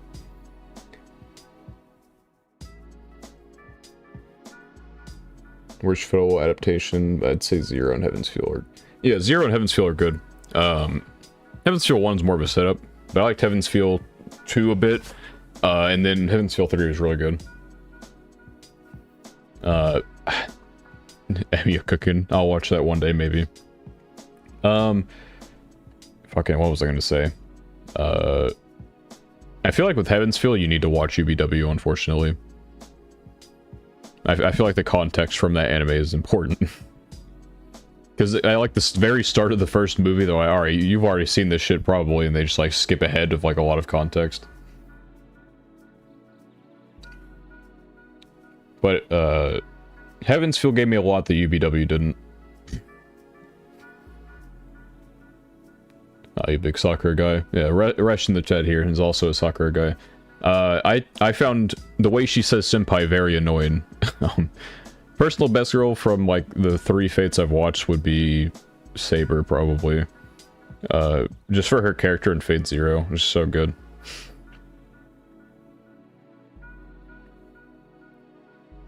Zero has old MC and villains. Yeah, Fate Zero is, like... I feel like it's a much more realistic version of what, like, the Holy Grail War would be like. A very gritty setting. It's a very, like, not just because of how violent it was that I say this, but it felt very mature. Not for, like, the violence or anything, but it, like, characters. Yeah, I think UBW felt much more like a shonen, like a basic shonen anime. And Zero felt more like a character piece with a very interesting backdrop.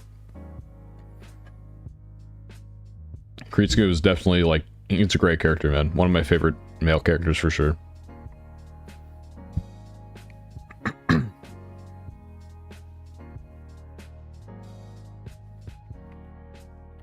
Yeah, I'll probably watch some of the, like, I'll probably watch the Case Files at some point as the Waiver spinoff. Zero did have the worms. Quite something.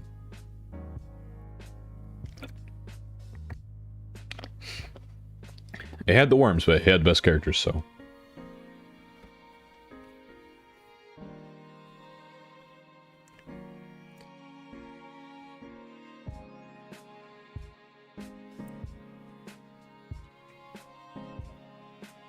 Yeah, you have a big reason not to like the worms with what happened with Sakura there, yeah.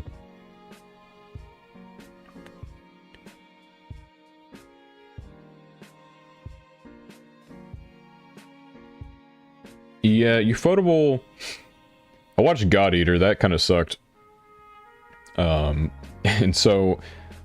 I was like, they had to like put their C team on that or something. I'll be interested to see the Genshin anime from Ufotable, simply because, according to a very reliable leaker who leaks... You know, like, he leaks Oshinoko Season 2. Leaked Insomniac Season 2. He said that the staff for Genshin is going to be even stronger than Demon Slayer, and that it'll probably just look better overall, animation-wise. So, I'll be interested to see that. I don't care for Genshin, really. Played it for a couple weeks when it came out.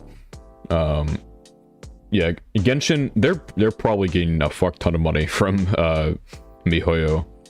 Like, all the gacha money that people shield at, it's gonna be something. Yeah, I mean, Arknight's had like a decent anime, like production quality wise. It's getting to season 2 at some point. But yeah, I mean, these gachas, like Princess Connect had a great season 2. They make a fuck ton of money. They can invest in animes. Now side games have like their own animation studios. So I mean, they probably made a fuck ton of money off the pre-con anime as well. I think it's supposed to have a decent story, I think. I don't know if I played Genshin for 2 weeks. I don't know shit about the story, the lore, the characters, anything like that. Celebrate the release of the 100 Primo Gems. Yeah. They might at best give like half a multi.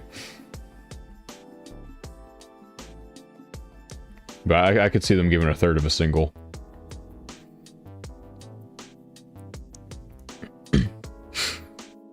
Yeah, I love Princess Connect's anime so much. The second season especially. First season was fun, but second season went above and beyond. I'm sad the EN version of the game got killed because Crunchyroll sucks at publishing games, but... You know. It is what it is. I'm free from that gacha hell, and now I play Project Sakai. Which is much less hell, because I only, the only character I care for is Kohane. I will only roll for her.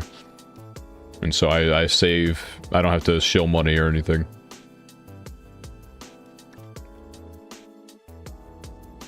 Yeah, I mean, I met a lot of good people through Princess Connect. I mean, hell, it's probably the reason I have the podcast that I do. Is because Peek and I, we knew each other. We didn't really talk too much, but then we were both pre-Knight players, and we started connecting more through that. Project Sakai is a rhythm game. It's not really a similar game at all, but it's one of those games where it has a gacha with like characters with different powers and stuff, or like abilities, but you don't need to pull for anything, and they're pretty generous with gems, and so I mean it's a fun game. Like, I enjoy rhythm games. I fucking sucked when I first started, but I got better with it. I'm like an okay player now, I guess. I see videos of people playing like certain things though. Like, some people are inhuman when it comes to rhythm games, man. But I play it on my phone, so I have to use my thumbs. I have a tablet I could use, but I don't really care enough to go do that. Yeah, I mean, generally, there's a little power. Like, I think people have like certain character setups that like literally give them perfect the entire time as long as they hit something. Yeah, at this point, I think I'm much better with expert now. It's mastered that like sometimes I can like, there are some things that I full combo the expert, but then I can't even beat the master. I'm like, what the fuck, man? Masters is not built for thumb players.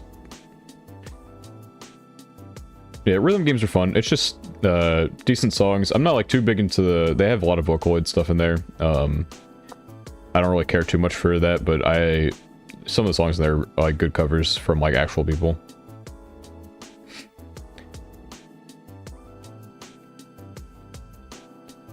Okay. I mean, yeah, they're not like insane skills or anything like game changing, like piano on Play Store. I don't know. I don't know about that. If it's just a piano, probably not. Yeah, rhythm. The character skills are like they were not like game changing for the most part. Like some of them are like my Kohanes are. I have 2 4-star ones. One of them, every now and then, it'll give me like extra life. Like let's say you miss a tap, and you know if you miss a tap or you get a bad one, like bad timing, then it takes away some of your life. Like you can't just like go through you have to make it to the end with all your life. And she'll give you some extra life.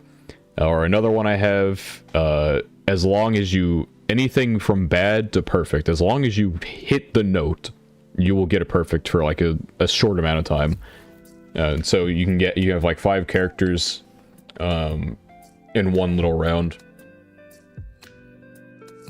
So it's interesting. Obviously you have to like, the game is pretty generous with pulls, I feel like.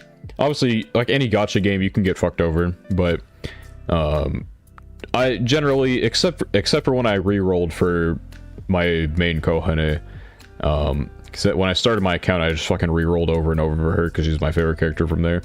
And so it took like 3 days of just resetting.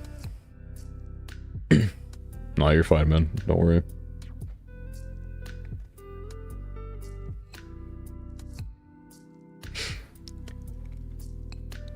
Don't worry. You just had to spark. That's unfortunate. I hope I need to start saving more. I don't know when the next Kohane even comes out, but I'm sure it'll be fine. Worst case, I just wail.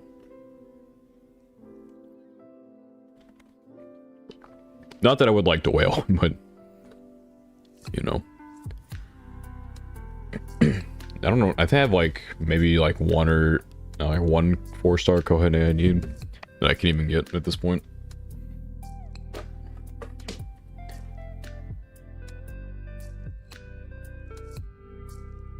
Yeah, my gacha luck with Precon was actually like so good that it just kept my account alive for a very long time, despite me never having like a stable gem income. Usually, well, I have a stable income, but I never had like a stable supply. Especially with like I didn't spend anywhere near as much money as some people did, and so I would just get really lucky when I needed it, which kept my account alive. I played the game for 2 years or whatever. Unfortunately, Crunchyroll really fucked up the launch. It was like their top earning game. They still killed it. I think part of it was something to do with Psy Games. Like I think they had a falling out, and then Psy Games also made like their own EN studio, which maybe Precon comes back one day. I doubt it, but it's unfortunate to see how that turned out. Yeah, we hate Crunchyroll. The event point shop. Yeah, I mean she was just in the event point shop not too long ago. Is she gonna be a 3-star or 2-star though? Because we just got the bride Kohane for 2-star. Only thing Loafer is cosmetics. Yeah, it depends on how much. 3-star? Awesome. Latest Oshinoko chat. Yeah, I mean, it's been a long time coming. That chapter slaps like a motherfucker. I'm gonna be sad when Oshinoko ends, but I'm glad it's not gonna like drag on or anything. Hopefully it's good in. Alright, thanks for stopping by, man. Appreciate it.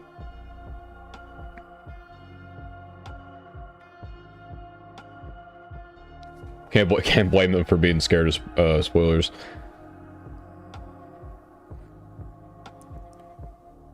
I definitely, if anyone reads I definitely suggest reading it. It's good. I mean, it's my favorite, but obviously the anime is good too. But even knowing like everything that's gonna happen, like the anime was just so good.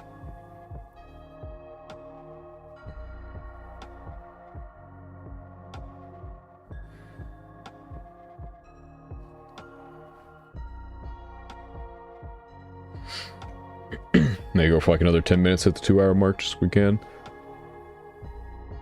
I don't really have anything to talk about though. I leave for AX in a couple days. That'll be fun. Not gonna vlog or anything. I don't think. I'm not the type of person to do that. But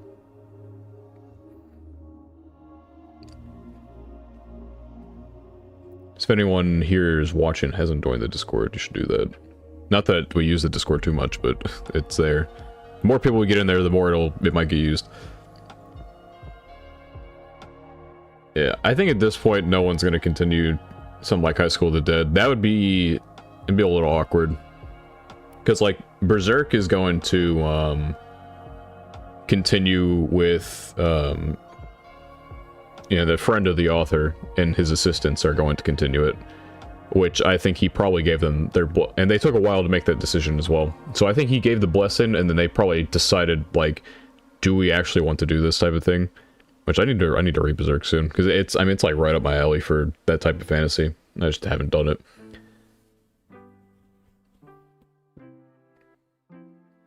Yeah, Ocean of Coast premise is fun, and I like the backdrop for it with like the different types of entertainment they go through. Whether, you know, we're going into like a theater arc next, that'll be cool. I watch sub pretty much exclusively. The only dub I think I've ever enjoyed was like the Dragon Ball Kai dub. And you know, the Dragon Ball dubs going forward. I'm just, I don't know, man. Dubs just don't do it for me. Like, I think the ceiling of Japanese voice actors is much higher than the ceiling of, like, an English voice actor. And the floor of English voice actors is really fucking low. And so, it just makes it difficult to watch dubs. Not to mention, like, sometimes you'll get... Some people take some liberties with the dubs, and, I don't know, man. I just don't need all this, like, localized slang and shit in what I'm watching. Like, it's funny to like, hear... like, you'll get clips of, like, certain dubs, and then you'll, like, laugh at what happens, but, like, I wouldn't be able to watch, like, a whole season of that type of stuff. Like... In 10 years, will someone go back, watch an episode of Wonder Egg Priority, hear a character say the word cap, and understand? Like, you never know. Is Kai dub better than Original Z? It's considerably better than the Original Z. And it's, like, the main issue with, like, the Original Z was, like, it was not a great dub.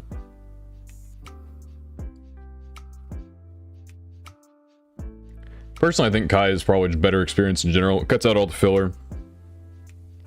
People might not like the HD upgrade on like the animation and stuff, but I don't know, man. The voice acting is good. The HD is fine. I don't give a shit. I think it looks good. It's a good Dragon Ball experience if someone's gonna watch it. Dragon Ball Z Abridged is probably a better, like, voice acting experience than the Original Z, honestly. I'm sad that's over. Maybe one day they'll find, like, their passion for Dragon Ball Abridged again, and they'll get back to it, but I don't know about that. I was excited when they said they were going to continue it, but then... I mean, I'm glad they're not going to continue with, like, no passion for it. Like, if they couldn't get something they were proud of... I understand that, like, now that I write scripts for videos, I understand not being satisfied with something and not wanting to put it out. There are multiple videos that I started writing scripts for, or had ideas for, that just never came to light. Just because I wasn't satisfied with them, and I don't want to put out something I think is dog shit. I say that, I have some dog shit videos, but nowadays I don't. That's why these are streams now, because I didn't really like them as videos.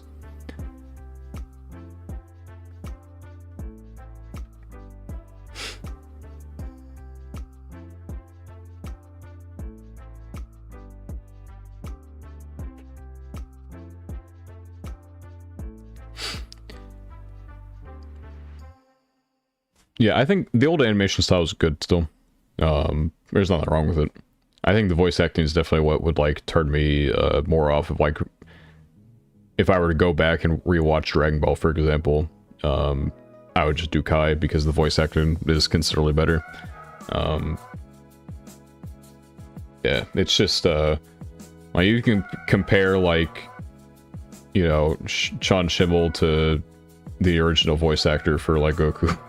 It's like night and day.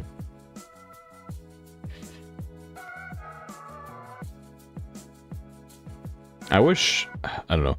I wish voice acting for... I understand why dubs probably don't make that much money, and why they don't put a lot of money into it, but I don't know. If they got paid better, man, because it's not like they're only bad dubs out there. They're talented people, but there's like such a small pool of it. Like some people complain that like, oh, I've heard this voice in this show before. And that's the same with like Japanese voice acting, but there's so much anime and so many voice actors in Japan that even if you hear, I don't know, like you're gonna hear a lot more of the same English voice actors than you will the same Japanese ones.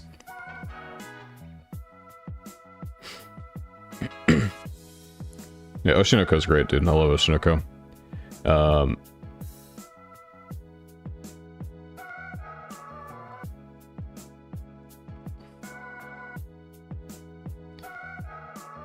Yeah, Funimation doesn't exist anymore, so it's like, yeah, I guess they like technically merged with Crunchyroll, but Crunchyroll's been a lot of controversy lately with dubs.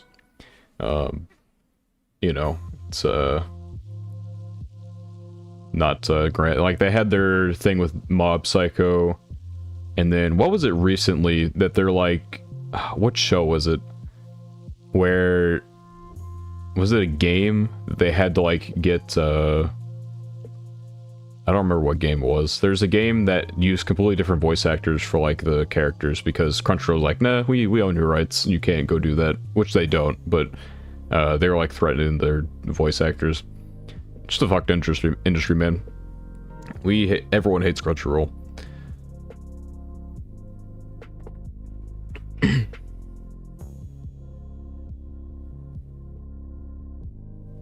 It is unfortunate though, because like I feel like with dub, like a lot of people start with dubs, obviously, like on the foreign side of things, and so if dubs are bad, then obviously it's much harder for people to get into anime.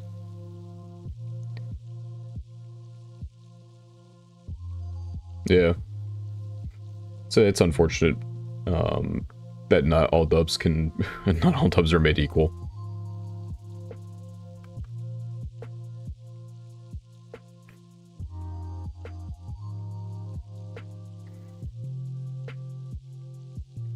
Like, Oshinoko has, I've only seen some of the clips it made.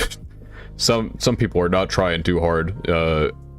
Baby Aqua voice actor, he showed up, that was for sure. That was all he did. But I think, like, older Aqua sounded fine. But I didn't hear too many others. I can't even bring myself to listen to what Kana might sound like. I can't imagine it's particularly great. I didn't listen to either, I don't think. Which I feel like it'd be difficult to do that. If your counterpart's Rie Takahashi, it's kind of rough. Yeah, when I saw your comment on the community post, I'm like, fuck, dude. Because I think about this a little bit before I go into this. But I saw your comment, I'm like, man, he fucking nailed it, dude. Because, Oshinoko and Vinland were the easiest S-tier placements ever. Demon Slayer, if you know anything about like me and my taste, it's not like the hard. I think I put like literally everything Demon Slayer ever into B. I might have put like the Mugen Train art like TV thing into C, just because there's like a rehash. But generally I just put everything into B. Great minds do think alike. Yeah, yeah. I have like, maybe my taste isn't predictable. No, there's some things I watch that might surprise some people, I don't know. I wouldn't say my ratings aren't always indicative of like how much I enjoy things. Which is something to keep in mind.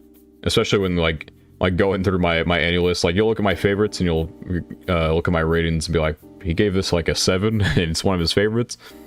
But yeah, there are things, I try to be like more objective in my ratings, such how I like to watch things, but it doesn't always mean, and if I rated it highly, I would probably enjoyed it, but just because I rate something maybe like a 7 doesn't mean I didn't enjoy it.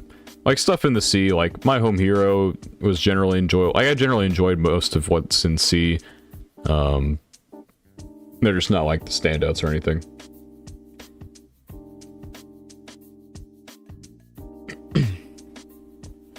But yeah, we have now hit the 2-hour mark.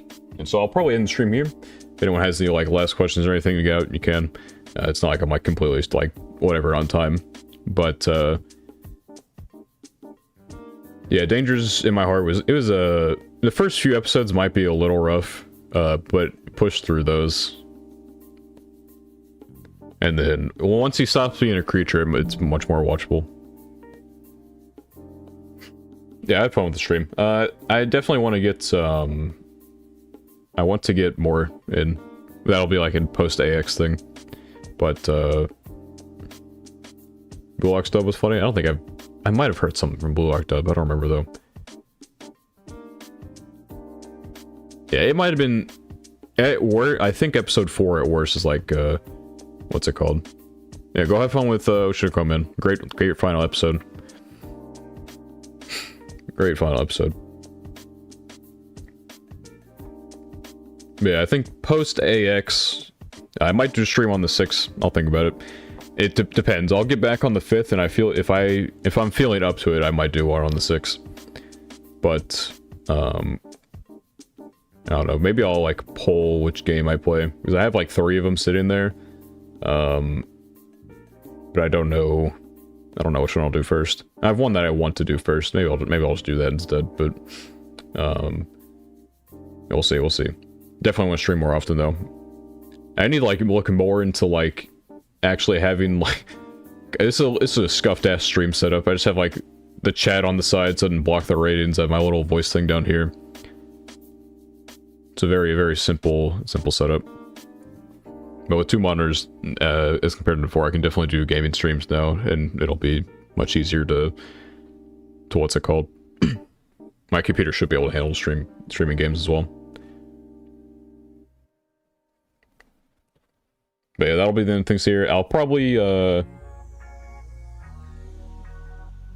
simple can be good. It's just nice having like little chats like this. I mean, it's basically the most a lot of streamers do. Just kind of like sit there and talk. I just don't have a face cam. I just have a little light up thing. But yeah, I'll change up some art after this.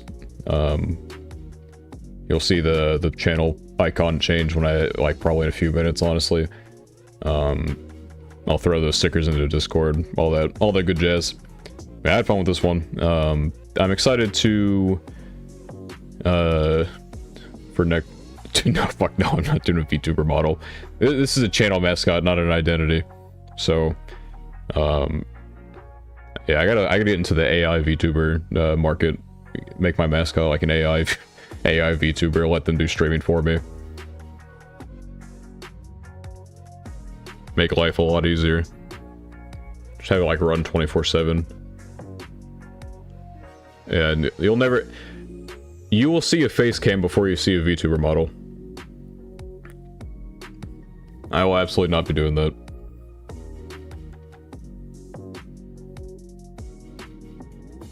It's like 20th time I've said goodbye, but actually I'm going to stop it now though. Thank you all for coming out. Maybe expect new video. I've been pretty inconsistent lately, but I always say it, but I'm gonna try and get back to some level of consistency. I have some cool ideas that I want to try out. I think after AX is done,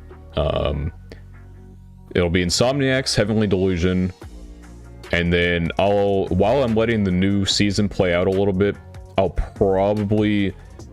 want to get that ReZero video out eventually. It's gonna be a bitch to edit. I'm gonna hate that shit so much, but I want to get it out just to like put my feet in the water with how it'll do. Because it could be really good for the channel or it could flop, never know. But thank y'all for coming out. I enjoyed talking to the chat, and the channel is a fair bit bigger than the last time, so a bit more active in chat as well. This was like kind of a last second stream as well, kind of like what I announced it 2 days ago or some shit. And I didn't even have it set up properly until like 30 minutes before. Wait until August starts summer. Yeah, it's like, what, it's not like too far away. Like lets a few, it's not a bad idea, honestly. Like, it lets a few episodes play out, and so you can kind of see what people are talking about. Which, I I don't know. I like to, I like to just take the plunge into episode 1s, then trap myself because I don't drop things.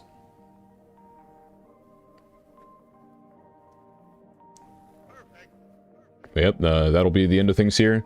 Last time, thank you all for coming up. I will be hitting the stop stream button, but hope to see you all potentially in whenever the next one is. If I do start doing them consistently, maybe like every like few days at best. I don't think I would definitely wouldn't be daily streaming, but it'd be a good opportunity to like sit down, play a game, and just talk with chat a little bit, grow the community. So yeah, thank you all for coming, and goodbye. Once again, hope to see you